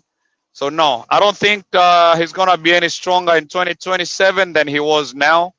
I don't think he's gonna be able to make any changes. But I do believe Ruto is a very smart guy who knows the impact of having someone who's deep-rooted on the Mount Kenya region. So him having Kindiki there, it was a very, very smart move. And he's still in the Mount Kenya region as we speak of now. So no, 2 questions. I think he was a great choice, Kindiki, and I don't think Gachagua will have as much impact, or rather any impact different from what he had now, which is not much. Thank you. Thank you so much. Thank you so much, Dan Karanja. In the comment section there, I can see we have Gibbs a corner in the comment section there asking. Gibbs a corner said that Gachagua cannot fight. Gachagua can't fight anymore because Kindiki is now the leader of the alliance. That is Gibbs a corner, and also in the comment section, Gibbs is saying that welcome. Thank you so much, Gibbs a corner, for having that 6 months anniversary as a member of Africa 24. Gachagua is a very wicked man who wants the current government to fall, which is very unfortunate. Kenyans are smarter than that. And again, legally, Gachagua allowed to stand again because he was impeached. Is Gachagua, that is the question Gibbs a corner is posing here. Legally, is Gachagua allowed to stand again because he was impeached? And also, that is the question that I want just to pose to Muzalendo, because the Constitution of Kenya says that when you are impeached, then you have no way to come back. This will just happen after 10 years. In 2027, you only have 2025, 2026, only 2 years for 2027. How is this going to happen? Yet the Constitution says 10 years. So in 10 years, so counting from 2025, so if you add 10 years, then that will be 2035. So 2032 is not there, 2027, 2037. That is when Gachagua will be back. Zalendo, will Gachagua come back in 2027? Is that legally? Or what is he trying to say, telling Kenyans that they should just go and collect? They should go and register as many as possible in these elections. Before Mzalendo, you answer that, I have this, because this is what Gachagua said. This is what the honest man said.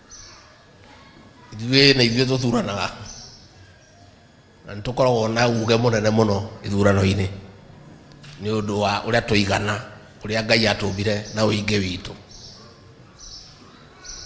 Kwenda ciana ici cia majenzi ciothe mũciere cioe kĩbandĩ. Nĩ mũgũciĩra cioe kĩ? na kura ni continuous exercise. Haria obici ya IBC ya consistency alama toete kura muthie na mbere na kuoya kura undu kura ni ongo itu ta nyumba na twaheirwo uingi ni Ngai o uguo buri agituiguira tha koguo tuthie na mbere na kwiyandikithia atukire nindirakena muno ndaigua ni muraraniria mukirite gutiri andu makirite ni kwanirira mataranirira no miario no irathie na mbere na ki muthie na mbere na kwaraniria no uria wothe muraria nindiraigua no uria muraria ni urangenia. Yes, that is Gachagua speaking in Kikuyu, but he's saying that our Gen Z vote, those young men, young women who have not registered as voters, they should go and vote, because he is saying that Kikuyus are so many. Hold on. I can't quite hear you. Hold on 1 second. Let me call you right back.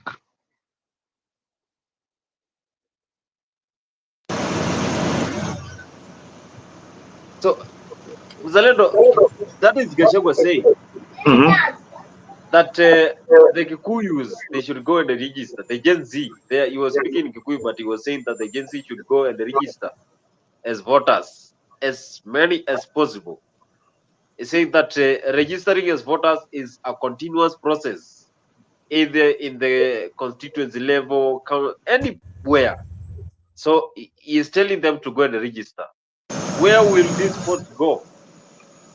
Does he have that power to come back and vie for any political seat in 2027? Or our judiciary still is going to bend?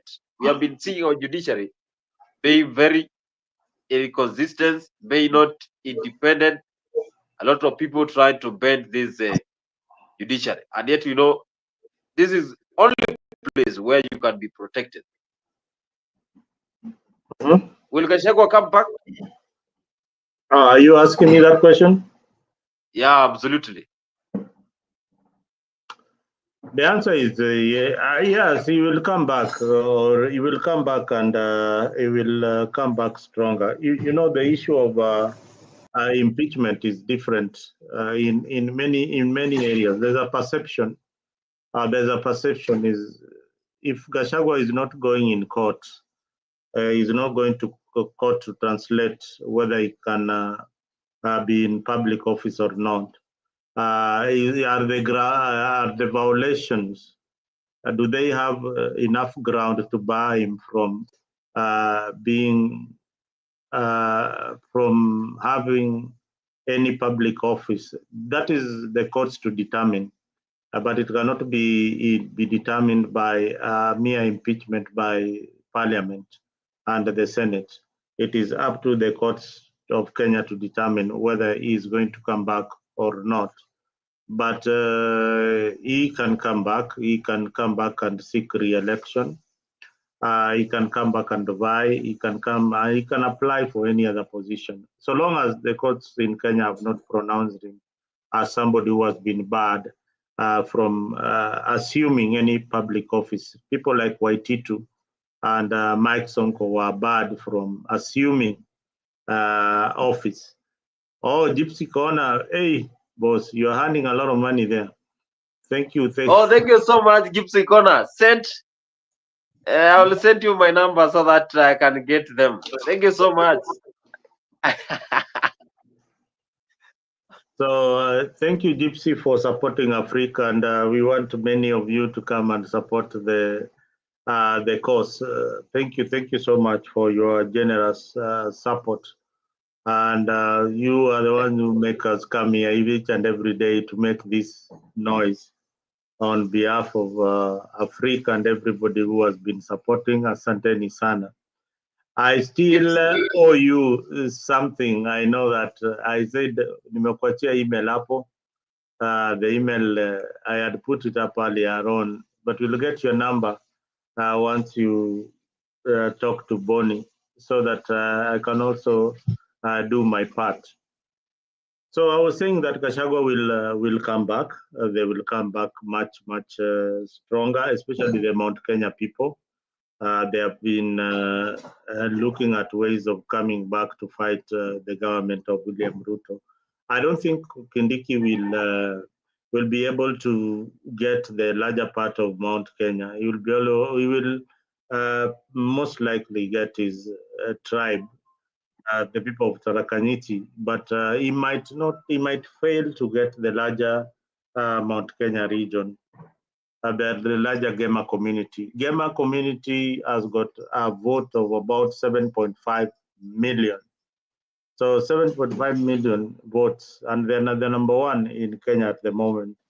So that voting block, you can't joke around with it. Now there's a serious dialogue going on around people like Morara Kebasu. So we are all waiting to see how this kind of conversation and whether this leader will be able also to bring on board the requisite number of votes that you need. Because remember, in Kenyan politics, you have to have at least 23 counties that support you in order to become president of the Republic of Kenya. At least 23. That puts you in the level of vying for presidency. But as it is right now, most of the political class or the opposition are divided. How I wish that we could only have a variety of two to choose from. And that is the UDA party and ODM joined together, and the others voting against it. How I wish that could happen. So I hope I answered your question. That yeah, Mzalendo, you have answered that question, and I want to say, Gipsy Corner, thank you so much. I have shared my number there, and you are one of my good followers here, trying to support me here in Africa 24. I will always say thank you so much and God bless you. And I was also saying that Gachagua time, with the time Gachagua will be intimidated until he looks weak, and that will be the beginning of his end politically.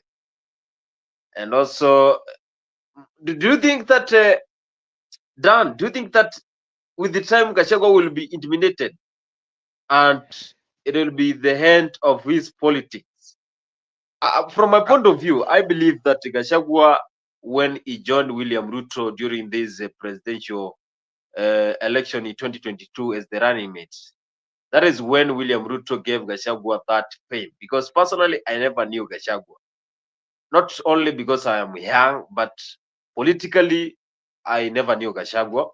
But since he came into this running mate, then he has been so powerful. Do you think that William Ruto can you hear me? brought, yeah, loud and clear?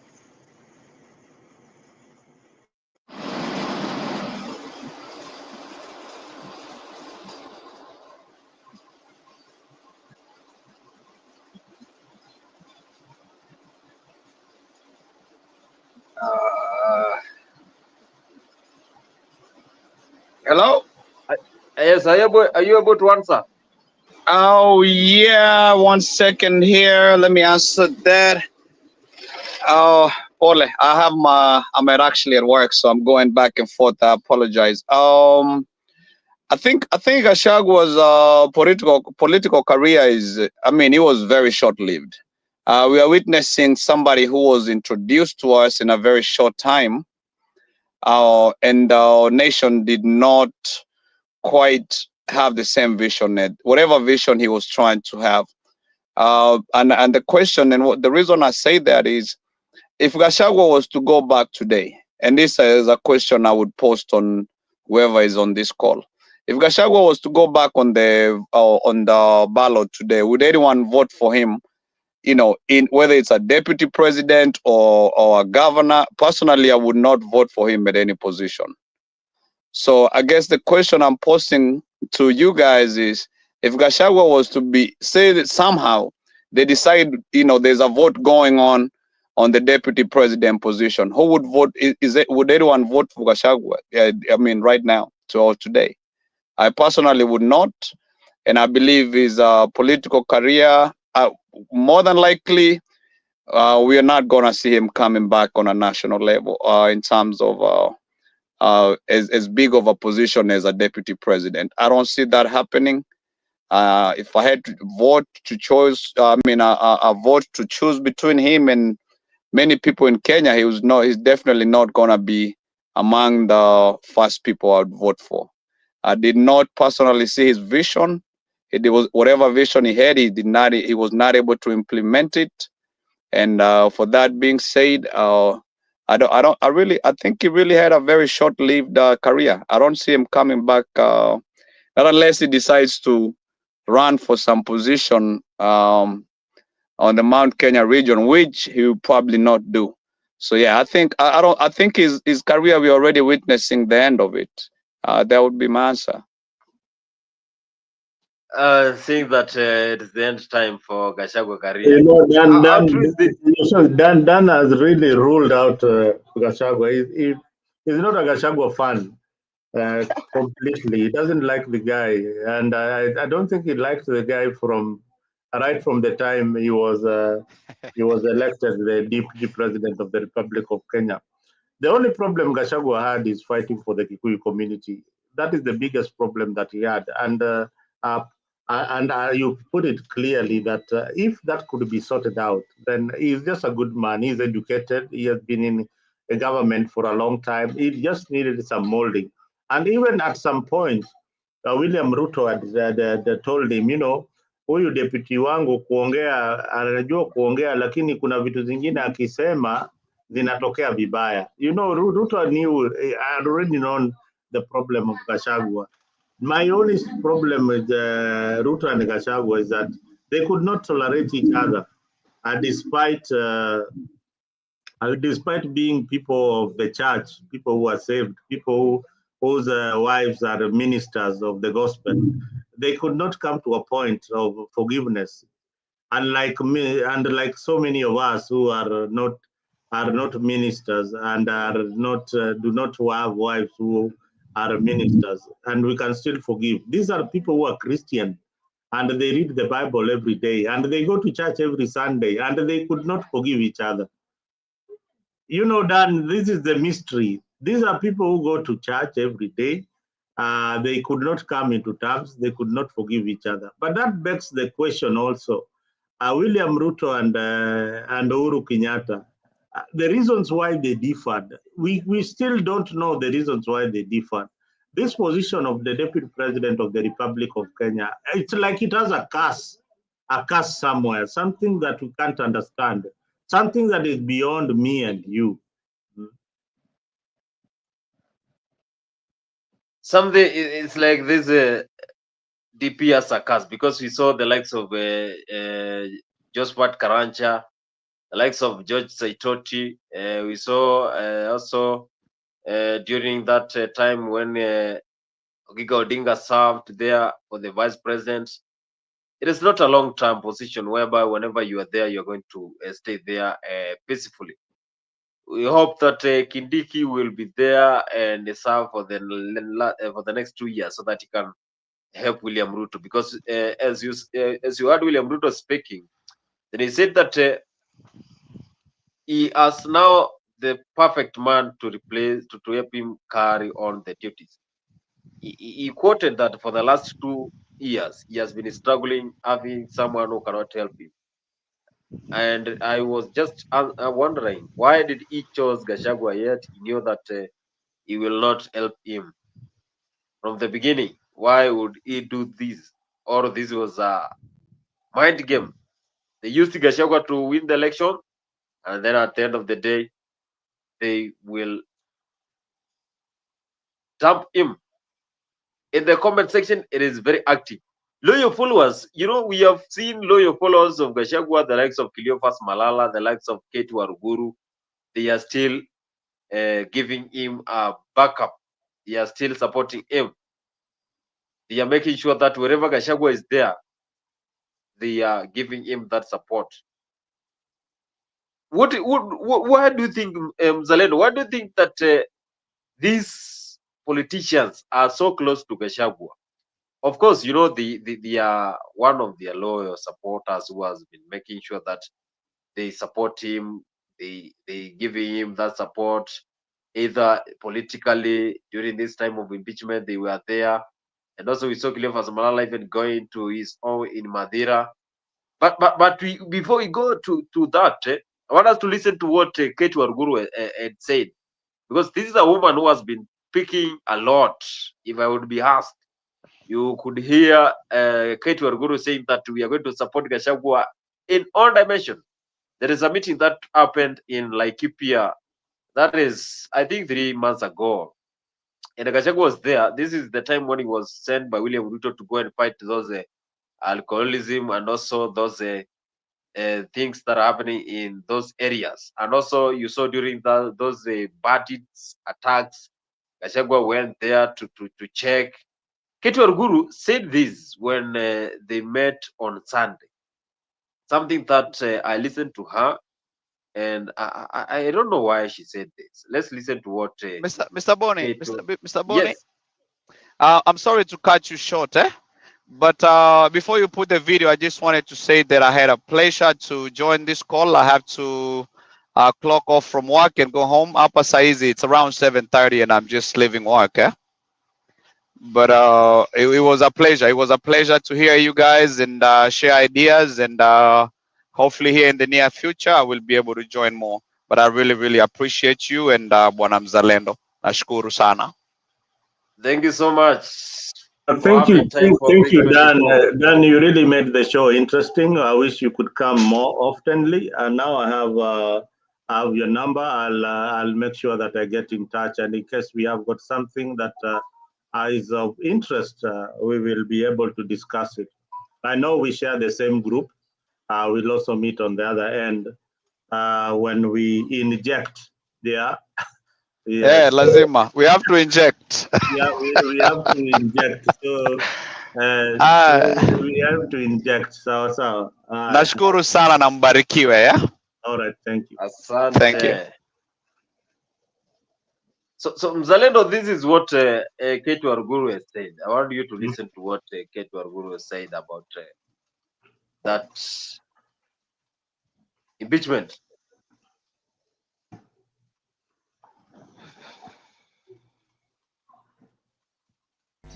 Bwana asifiwe.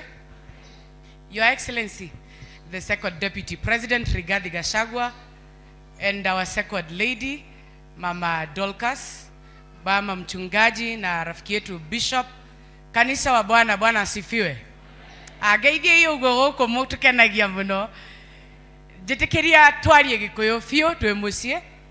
Bishop JJ juga nitukwendete tuguthikagiriria nitukufuataga online na onatoa guka githomo guku waini no nginya tulicera mutandao tuone uria wirire andu aya ndona ithithi cia nyungona muri andu akenu na ngikora uguo niguo muhunjagirio mugatheka nimona muthuri angi ningaruhi kiroko ngiuka kanitha ngiinuka gukorwo ndiganirwo githitiguo koguo guku andu matire na stress na Bishop juga ni thank you na tuhunjiria wega na ni wari uhoro wa femicide uhoro wa atimia kuragwo na twana titu kuragwo twatu iretu na thegi ni gukorwo champion wa mwana wa kairetu.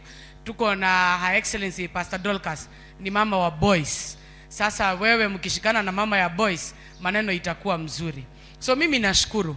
Nitamaliza kwa kusema tu kidogo ya kwamba mwito wa mtu ni mkuu kuliko ofisi yoyote ya kiserikali ama ya community ambao utapewa. You are not defined by the office you occupy in any constitutional office. You are defined by the inner strength, calling, and your energy to make the world a better place. When I say so, Pastor Dorcas, you've been doing good to Kenyans. Many widows have been encouraged by you. You've wiped their tears. You have rehabilitated many of the young men Bishop is talking about. We urge you continue doing it. Your namesake Dorcas of the Bible did not have any constitutional office, but she made a rema impact in the world. That is why she's anchored in the Bible. So keep doing good. And when that time comes in heaven, tuka negotiate na bishop we ukaigwa hega kuri nie na muthamaki wa bururi ugwitwa Rigathi wa Gachagua tondu wega waku ni mwega. So your excellency, you've walked a journey kada ya ruriri na jamba itu wikire hinya tondu ruriri rwitu kuma haria twoimire nginya haria turi umuthi gutire kiega kiumaga hega. There is nothing good that will come if you're not ready to pay a price. You've paid a price for my generation. And Mzee Kibaki paid a price for some 10, 20 years ago. Uhuru Kenyatta paid his price. I want to tell you, my brother, you are not alone. And when you see these people quiet, they are not quiet because they don't know what is happening in this country. Kanamuti yonike kirathi na bere. Tokireta tondu muthuri augire tokire totulie maru na toine kana tuhure rwimbo tarwa tukuhuriirwo haha ni ngaruia githi tigwa raugire. Na kwa hivyo watu wakituona tumenyamaza waache kushinda wakituambia hapa ati sisi ni watu waoga.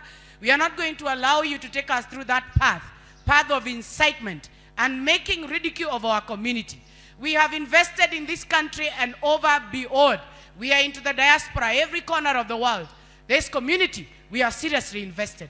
Nobody is going to incite us against the other communities. And the people who are fighting our community, they are simply preferring us against the other Kenyans. And thank you, Kenyans. You are number one customers in business. You are number one customers on agriculture products. You are number one customers kwa kanisa. Na nyinyi ni makastoma hata kule kwa uwanjani ya burudani. So we urge you, our brothers and sisters, our customers, our associates, continue holding strong this community. Because if this community goes down, Kenya is likely also to go down economically. Have I made myself clear?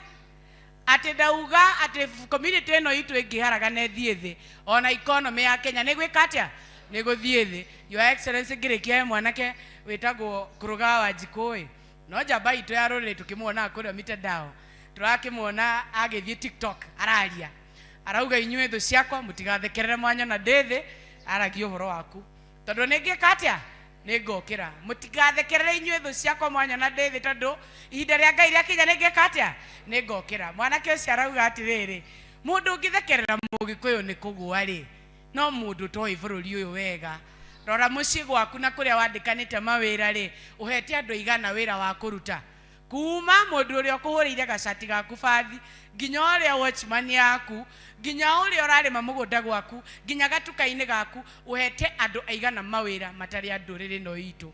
Koguo ithu turi andu endi andu na andu aitu muthi na mbere kurutithania wira na community iria ingi na karugano kau ga siasa marenda gutukunja ati matuonithanie ni ithu ethu cia Kenya. Merei, we are embracing everybody. The only thing we are not going to embrace is political deceit and conmanship. Thank you.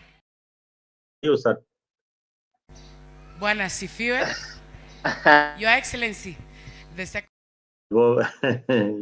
Ketu Waruguru. And Ketu Waruguru, she is saying that they are not going to allow. I want to interpret it, personally as some Bantu community.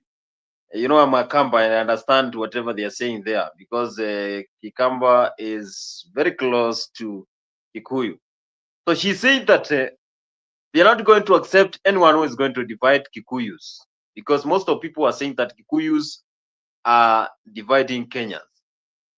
They're saying that they used Gachagua as one person who divided Kenyans. So they are not going to accept that. If anyone will come out and try to lie to Kenyans that they are going to divide this country. She's also saying that they have a big trust with Gachagua. Gachagua will win the elections if at any point he is going to vie. She is also saying that this community, and of course she is referring to Kikuyu community, it is one of the major communities that has really stand out to bring out the economy of this country. So they should not be ashamed as a community because they are making sure that this economy runs in the right way. They should all run their business and make sure that they maintain their economic activities that they carry on this country. Waruguru also, she is saying that she has heard some people in congregation saying that Gachagua was the bad man in this government. But he's also saying that the first lady, that is the former first lady, the former second lady, and the former deputy president, they are one of the good people that you'll ever meet. And Kikuyus are known during the times of Moi, Kikuyus are known during the times of Kibaki, Kikuyus are known during the times of Uru, and now Kikuyu are also known during the times of Gachagua. That is Ketu Arguru summary for what she said there. But in conclusion, she is defending the Kikuyu community. She is defending Gachagua. She is making sure that Gachagua is well protected when it comes to this saga that is happening. You know, there is a political saga whereby after this impeachment, but still Gachagua, he is very firm. He doesn't care whether he was impeached. And I want just to ask this to Mzalendo. Mzalendo, do you think that Kikuyus are the major contributor of the economic development of this country? I want to tell you, yes, Kikuyus economically are empowered more than any other community in Kenya. You cannot have it. You cannot compare the Kikuyu community with most of the tribes. The Kikuyu community have invested heavily in almost all the sectors. If you go to the matatu industry, they're there. If you go to the flower industry, they're there. Now, the backbone of Kenyan economy is on manufacturing and importation and export and importation. The people who are importing goods from China to Kenya are the Kikuyu community largely. The other communities are also doing it, but the Kikuyu community are the pioneers of some of these businesses. So their economic power can only be gauged by the number of billionaires who are in Kikuyu land. There are so many billionaires in Kikuyu land. And again, their land is very, very fertile. Kikuyu community spans all the way to the Rift Valley, Gilgil, Molo, all those sides, Nanyuki, all those sides. Those are very former white lands, which are very, very fertile. So they have got the advantage of proximity to Nairobi, where they can sell their produce. And also they have got the advantage of being that they work so hard. And again, we cannot rule out that among the Kikuyu community, there are also people who are unfair, people who steal in the same breath. If you go to prison today or you go to any police station in Nairobi, a majority of the people you'll find there in those cells are from the community. So that is one area that the Kikuyu community have been able to manage their resources and invest properly in housing. The houses that other communities rent are from the Kikuyu community. Majority are from the Kikuyu community. So I'm not saying that other tribes are not building or renting houses, but majority of the rental apartments and houses within Nairobi and in most metropolitan areas are from the Kikuyu community. So that is what keeps the economic power of the Kikuyu community higher than the rest of us. Yeah. So that is my take. Economically, they are above most of the tribes. Mm. Yeah, that is Mzalendo saying that economically, Kikuyus, they really determine the economic situation of this country. When we measure the GDP of this country, then Kikuyus are always on top because they are known for their knowledge of creativity, innovation, and also entrepreneurship. In the comment section there, I can see Awesome, Gibbs Corner, they are still following the conversation. Remember, if you're fully asked for the first time, this is a free 24. If you have not subscribed to our channel, go there, We have a lot of news. Like, comment, and subscribe. We have a lot of shows that happens here earlier today. Every Monday, we all have our pre-match analysis, and we discuss more about sports there. We have had 1 hour, 30 minutes for the sports yesterday. That is those who are following in Africa, East Africa. Those who are following in USA, I know it's in the afternoon or it's in the evening. In Nairobi, it's early morning here. But go like, comment, and subscribe. We have a lot of shows there. We shall be back with our bed of roses, and we discuss more matters concerning love and politics. Is a everyday topic here in Africa 24, depending on what cooked that day. But you can see on top of your screen is Babu Owino a major threat for this government? Is it true Babu Owino is a major threat for this government? That is what we are asking here. So you can join us through the comment section there. As you can see, Awesome and Gift Icona, they are joining us and giving us that comment section, being active. And of course, Mzalendo, maybe you have something, but I know you're a big fan of football. You did not come to the show for football. I don't know why. How? Because yesterday. Oh, it is not yesterday. The day before yesterday. Already the day before yesterday, Arsenal lost to Chelsea. No, on the issue of Arsenal, we are not having a very good season this time round. Arteta, I don't know why he's not getting it right. But I told you, I predicted the game that both teams are going to score. I expected Arsenal to win that game because Chelsea is not doing so well in the league. But again, I give my consolation when I see Man City play. Man City also have lost 4 games, and this is a top team. So this league is very, very competitive. Liverpool are really having a good time in the league. Liverpool are having a good time in the league, and I hope that this time round they are going to lift the league. But Arsenal, yes, we could be having our problems, but it's too early in the season. It is too early, very, very, very early. No, what, Mzalendo? No. It is too early in the season. Mzalendo, any time of the season. Now we have 3 seasons. Arsenal bottoming back to back to back to back.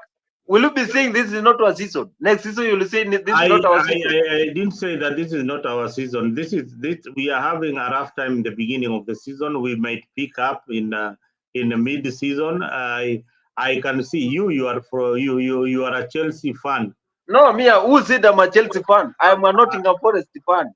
Oh, you are a Nottingham Forest fan. And now that you have moved from Chelsea, you are a Nottingham Forest.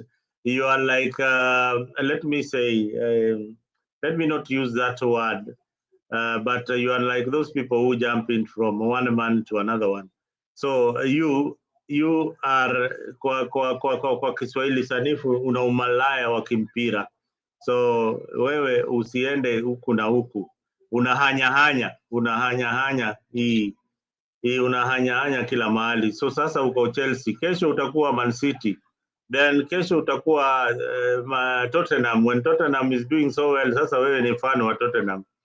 Be consistent, upende timu yako. Mimi ni mtu wa Arsenal. Hata Laban akisema ati Arsenal alpese, I love the game. I love the tiki-taka. There is something about Arsenal fans that you will not get from Manchester United fans, from Liverpool fans, from Man City fans, or from Chelsea. We love our game. Even when we are losing, we love our game. We love when we beat all those teams. Yeah, when we were not beaten by any of the teams in the Premier League. That record has never been shut. We love our game. We love the goals we score. Those are the most important things. We love the philosophy around Arsene Wenger and Arteta now in Arsenal. Don't tell us about we are going trophyless. Even if we go at the bottom of the league and we are relegated, we will still support Arsenal. Unlike you, mumeshindwa game 3-2, umeshaenda kwa timu zingine ati Nottingham Forest. Bure kabisa. Sisi ni watu wa Arsenali, tutaremain watu wa Arsenali kufa na kupona. Umesikia? We are Arsenal fans. Arsenal, I'm a goon till I die. Zalenda, can you sip that tea and stop yapping here? Because hii ni chai ya Kenya, imetengenezwa na kahawa ya kutoka Kenya na nafurahia sana. You cannot just come here and tell me Arsenal fan till I die. Boss. You cannot just come here and tell me back to back bottling of the Premier League. Wewe, ebu angalia, can I pull for you the league standings where mko wapi kwa league? Wacha nikuonyeshe kabla uende ulale mjue mali mko kwa league. I'm not sleepy. Here is 4 a.m. in the morning. But still, if it is matters concerning football, then we can go for the next 5 hours. Mimi nakwambia, if matters concerning football, give me the Premier League. Give me the Premier League. Let me see the Premier League. I will give you the facts in football. Wacha hizo zako na nipati. I'll give you the real facts in what is happening in the Premier League. Mzalendo, wezi niambia timu yako itakuwa ina bottle league 2019, 2020, 2021, 2022, 2023, 2024. Timu inaenda tu inapoteza huko juu. Kwani hiyo timu ni timu gani? Hakunanga mafansi wa Man City. There is no Manchester City fans. Those are just fans from Arsenal, Chelsea, Man United who just went there. Pep Guardiola akiondoka huko watarudi huko kwingine.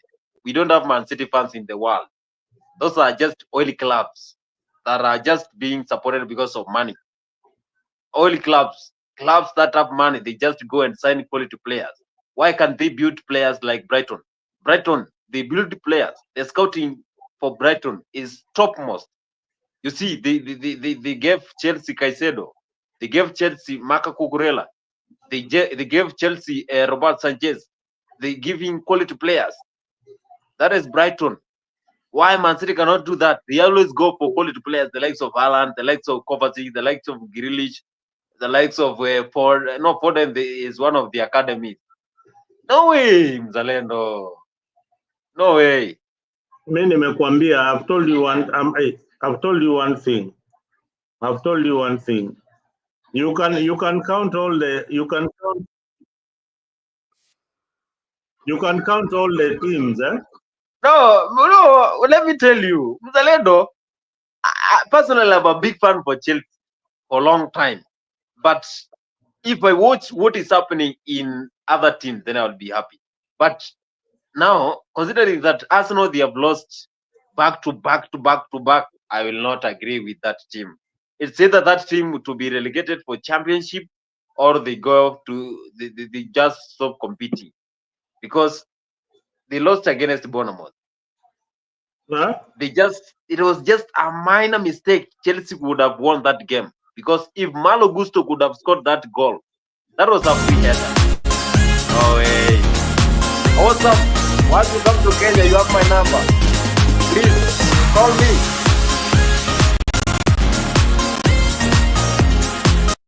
Which? No, Adam Zalema. Which?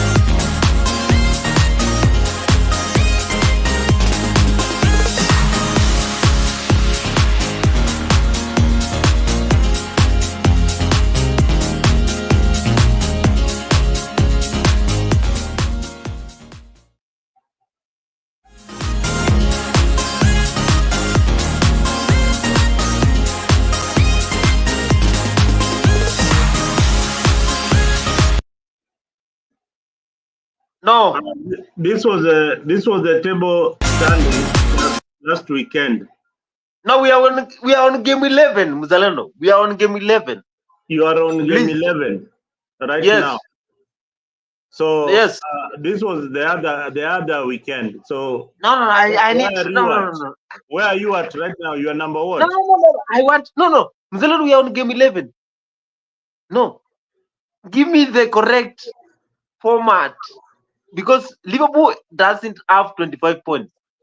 I need the exact standing for the Premier League. No way. Liverpool has got 28 points. Yes. Liverpool has got 28 points because they won the game last weekend. So I'm just giving you, this was for last weekend. Those, No, because you got City, we are number three. Number three. Nottingham Forest is not there. Chelsea is number 3. Yes, please, can you give me the exact standing for the Premier League? I'll give you the exact standing, but now tell me where you are. Number 3, and Arsenal is number what? Number 5. Arsenal is number 4 in the current Premier League standing. With how many points? We share points, but goal difference. But considering Chelsea has played Man City, Tottenham, Arsenal, Liverpool, Big 5. So after this international break, we are going to play against small teams. So that means that Chelsea, they are going to collect 3 points, 3 points, 3 points, 3 points. This is Chelsea season. The only thing that is missing here in Chelsea, you know, we discussed this in Dimbal Afrique earlier yesterday. We discussed this with my panelists there, the likes of Zekilong, the likes of Wesley there, and also Joel was in the show. We discussed that the only problem we have with Chelsea is striking. Enzo Maresca has not been consistent with giving the correct lineup for this team because, you know, we have defense, James is back, but the problem is now determining the mid because Chelsea midfield is made of Moses Caicedo, Romelu Lavia, and Enzo Fernandez. But as you can see, when they play Caicedo and Lavia, there is no creativity. Chelsea need a creative midfielder. But those two guys, Caicedo and Lavia, they are only midfielders. So they are not able to see the goalpost. But Enzo Fernandez, who is a top midfielder from Argentina, whenever he has the ball, he always sees the goal. And that's why whenever he was brought in on Sunday, Chelsea scored. He gave an assist to that Portuguese winger, Pedro Neto, and he scored. So the problem we are having as a Chelsea team is determining our front three. So if Chelsea can play Palmer as the right winger, Neto as the left winger, center they play Palmer, and they replace Jackson with Joe Felix, then Chelsea will be very lethal. Mzaleno, you can just take your team there, and you know Arsenal will never win Premier League any point, anytime. Take that to the Kingdom Bank in the United States. Do you have Kingdom Bank there? Take that to the Cooperative Bank in the USA. Arsenal will never win Premier League. I tell you, even Gibbs Econo knows Arsenal will never win. I think you are so much obsessed with statistics and a lot of guesswork. If you didn't win, if you didn't beat Arsenal, yes. I don't guess. When you played Arsenal, were you at home or were you away? Stamford Bridge. That is the if you can't beat Arsenal in Stamford Bridge, do you think you can beat them in Anfield? Emirates, we are going to win against them. Sorry, in Emirates. Yes. The answer is no. Arsenal right now, what we are looking at is a super striker. Arsenal is about to buy a very good striker, and we are looking forward. You are still looking for a midfield. We already have a no. Midfield. I think I explained to you. We are not looking for a midfielder. We are having enough midfielders as a team. The only problem we are lacking is a creative midfielder. But the new coach who just came the other day is turning that Argentina man, who is the key man for Chelsea, Enzo Fernandez, as a team B. Yet that is a very good guy who can give assist for the goals. You saw him during the Conference Cup, whereby he gave 3 assists in less than 3 minutes. 3 assists in less than 3 minutes in a European competition. That is a good player. But Enzo Maresca doesn't know anything. Me, personally, if I can go to Stamford Bridge, I can give you top 11 for Chelsea. But anyway, in the comment section there, Gibbs a corner. I know you are a big fan of Liverpool. Labani Misiani, awesome. Yes, awesome. Once you are in the country, please let me know. I'm in Nairobi. we shall talk. Just send me a signal. I will come at the airport. JKA is my place. What is that? I used to go there. I used to go there during the time for coverage and also, yeah. Come, let's have that conversation. And also, Gibbs Agoda, you have my number, please. I'm waiting for that coffee. You are my good friend. We shall go to heaven. And also, Laban Misiani, I know Arsenal, they are sharing that those points with Chelsea. I'm waiting for Mzalendo to give me that correct table for EPL. I know we have not had Mzalendo in the show for sports for a long time. That's why he's yapping, saying that Arsenal is a big team. I want just to ask him, how big is Arsenal?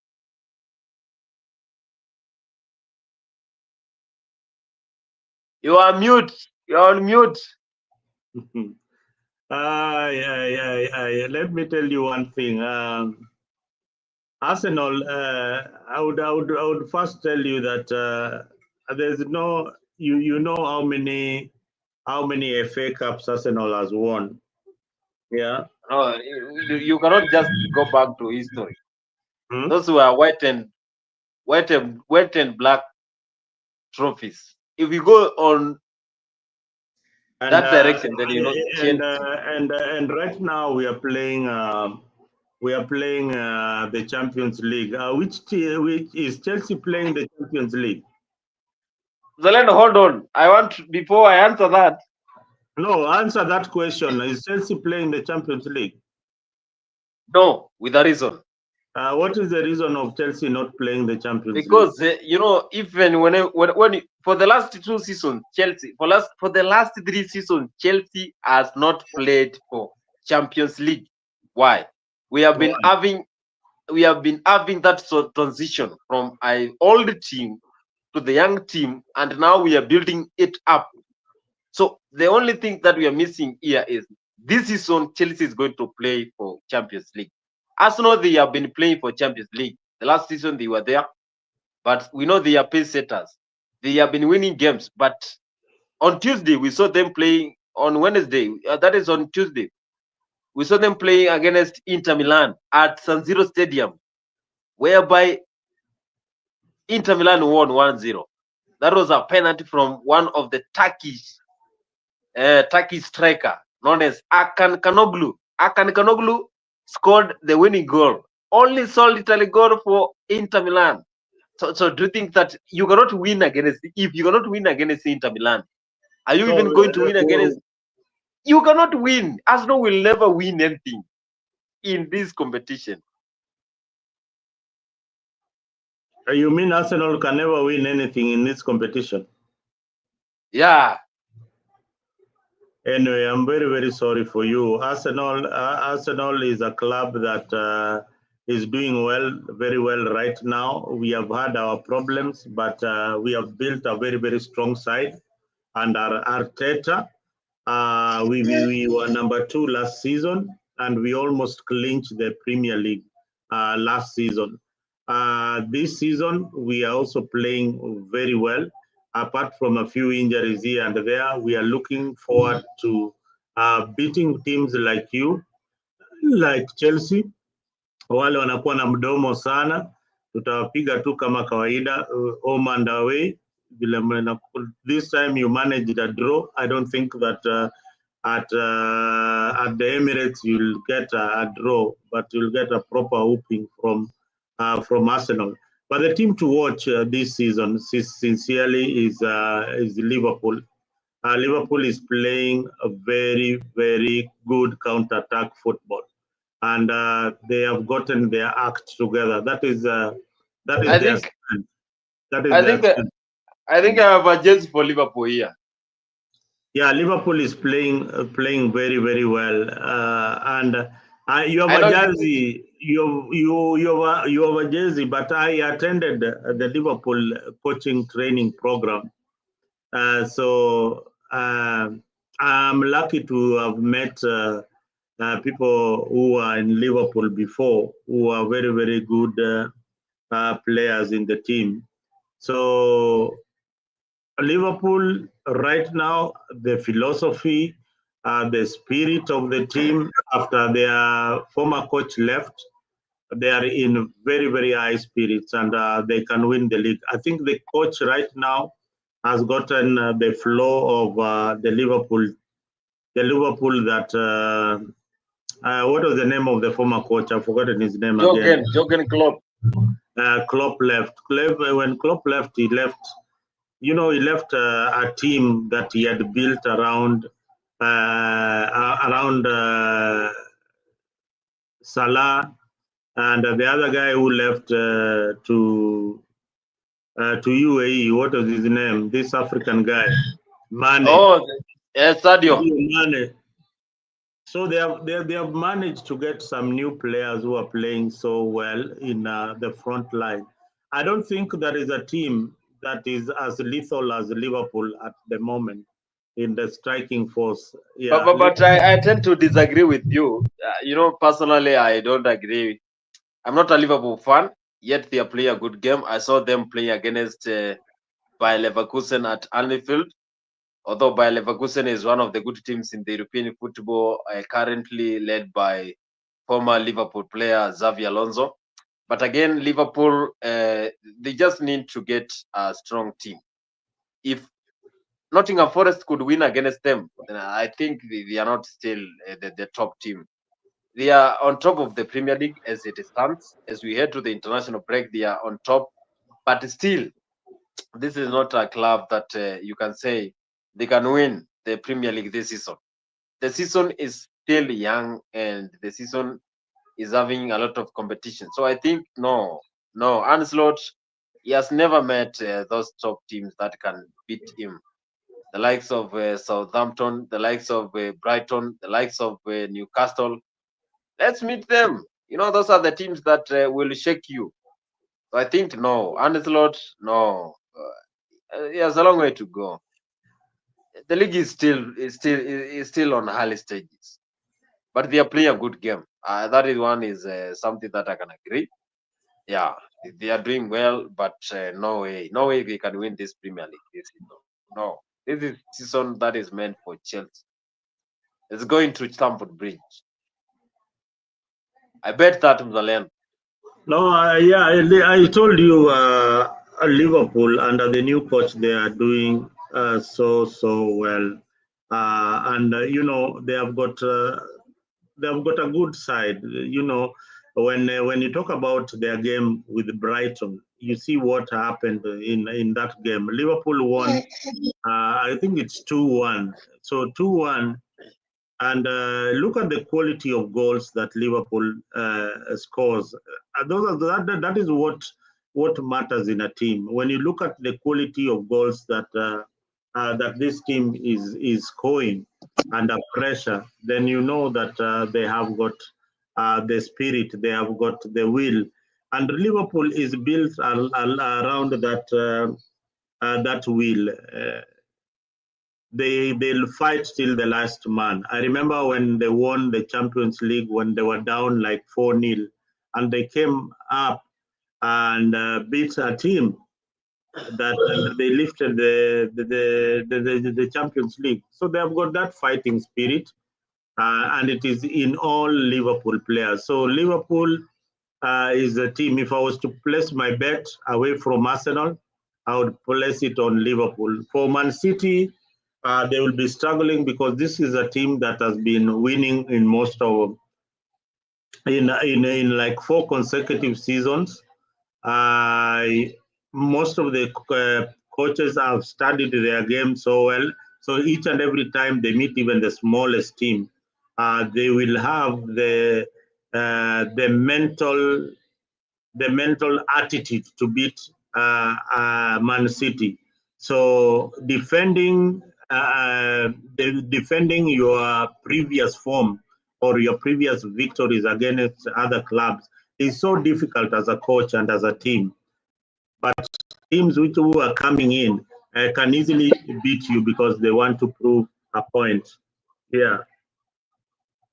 Yes. I'm telling you, those are the teams that will. So the question we should be asking ourselves is that the gap between my team, Arsenal and Liverpool, is like 9 points already. And now, can we close the gap? You know, it all depends on how Liverpool is going to play in the next few games. And if Arsenal puts up the pressure by winning the next few games and Liverpool hopefully losing, but if Liverpool continues winning, and even if Arsenal wins, then it doesn't make a difference. They will still remain on top. You understand? So that's how the game of football works. Then again, of football, there's also an aspect of luck. So luck is also a very good aspect of football. So Liverpool have been lucky. Arsenal has been unlucky at many times when they were supposed to win, they didn't win. So Man City the same. When they were supposed to win, they didn't win.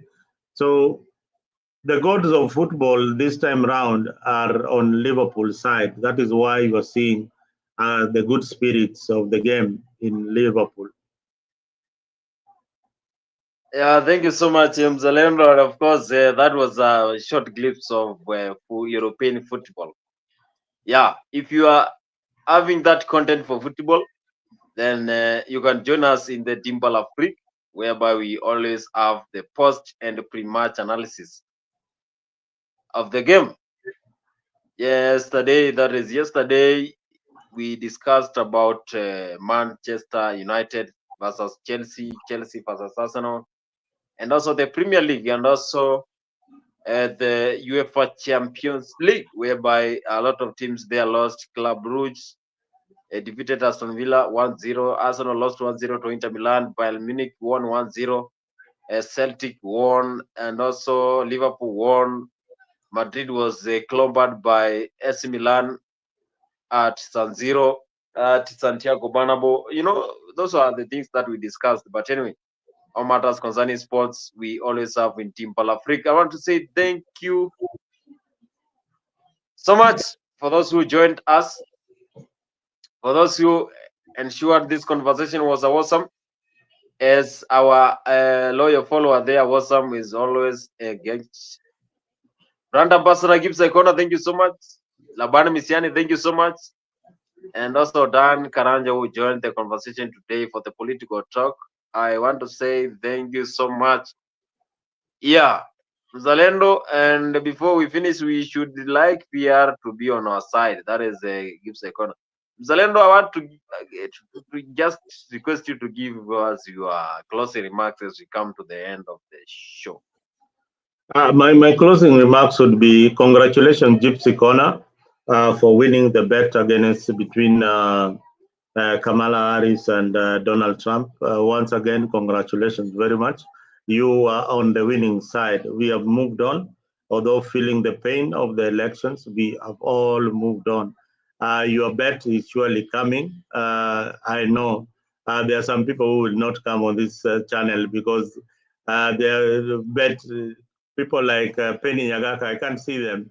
They really had some huge bets, and Penny will be crying all the way when he looks at his bank account that has been drained by bets. Yeah, so Penny, wherever you are, usijali ndugu yangu, hiyo ndio hali ya maisha. Sometimes we win, sometimes we lose. But Gypsy, Corner, awesome. Gypsy, thank you for continuing support for Africa. We don't take this for granted. Awesome, the same. We don't take all your support for this channel for granted. We hope that this season we will grow in numbers and we will try as much as possible to be on air in good time. A few times we are not on air, but many times it is Bonnie who has failed to be on air on good time so that we can air our lovely, we can talk about our politics. But we will ensure that we are here on good time.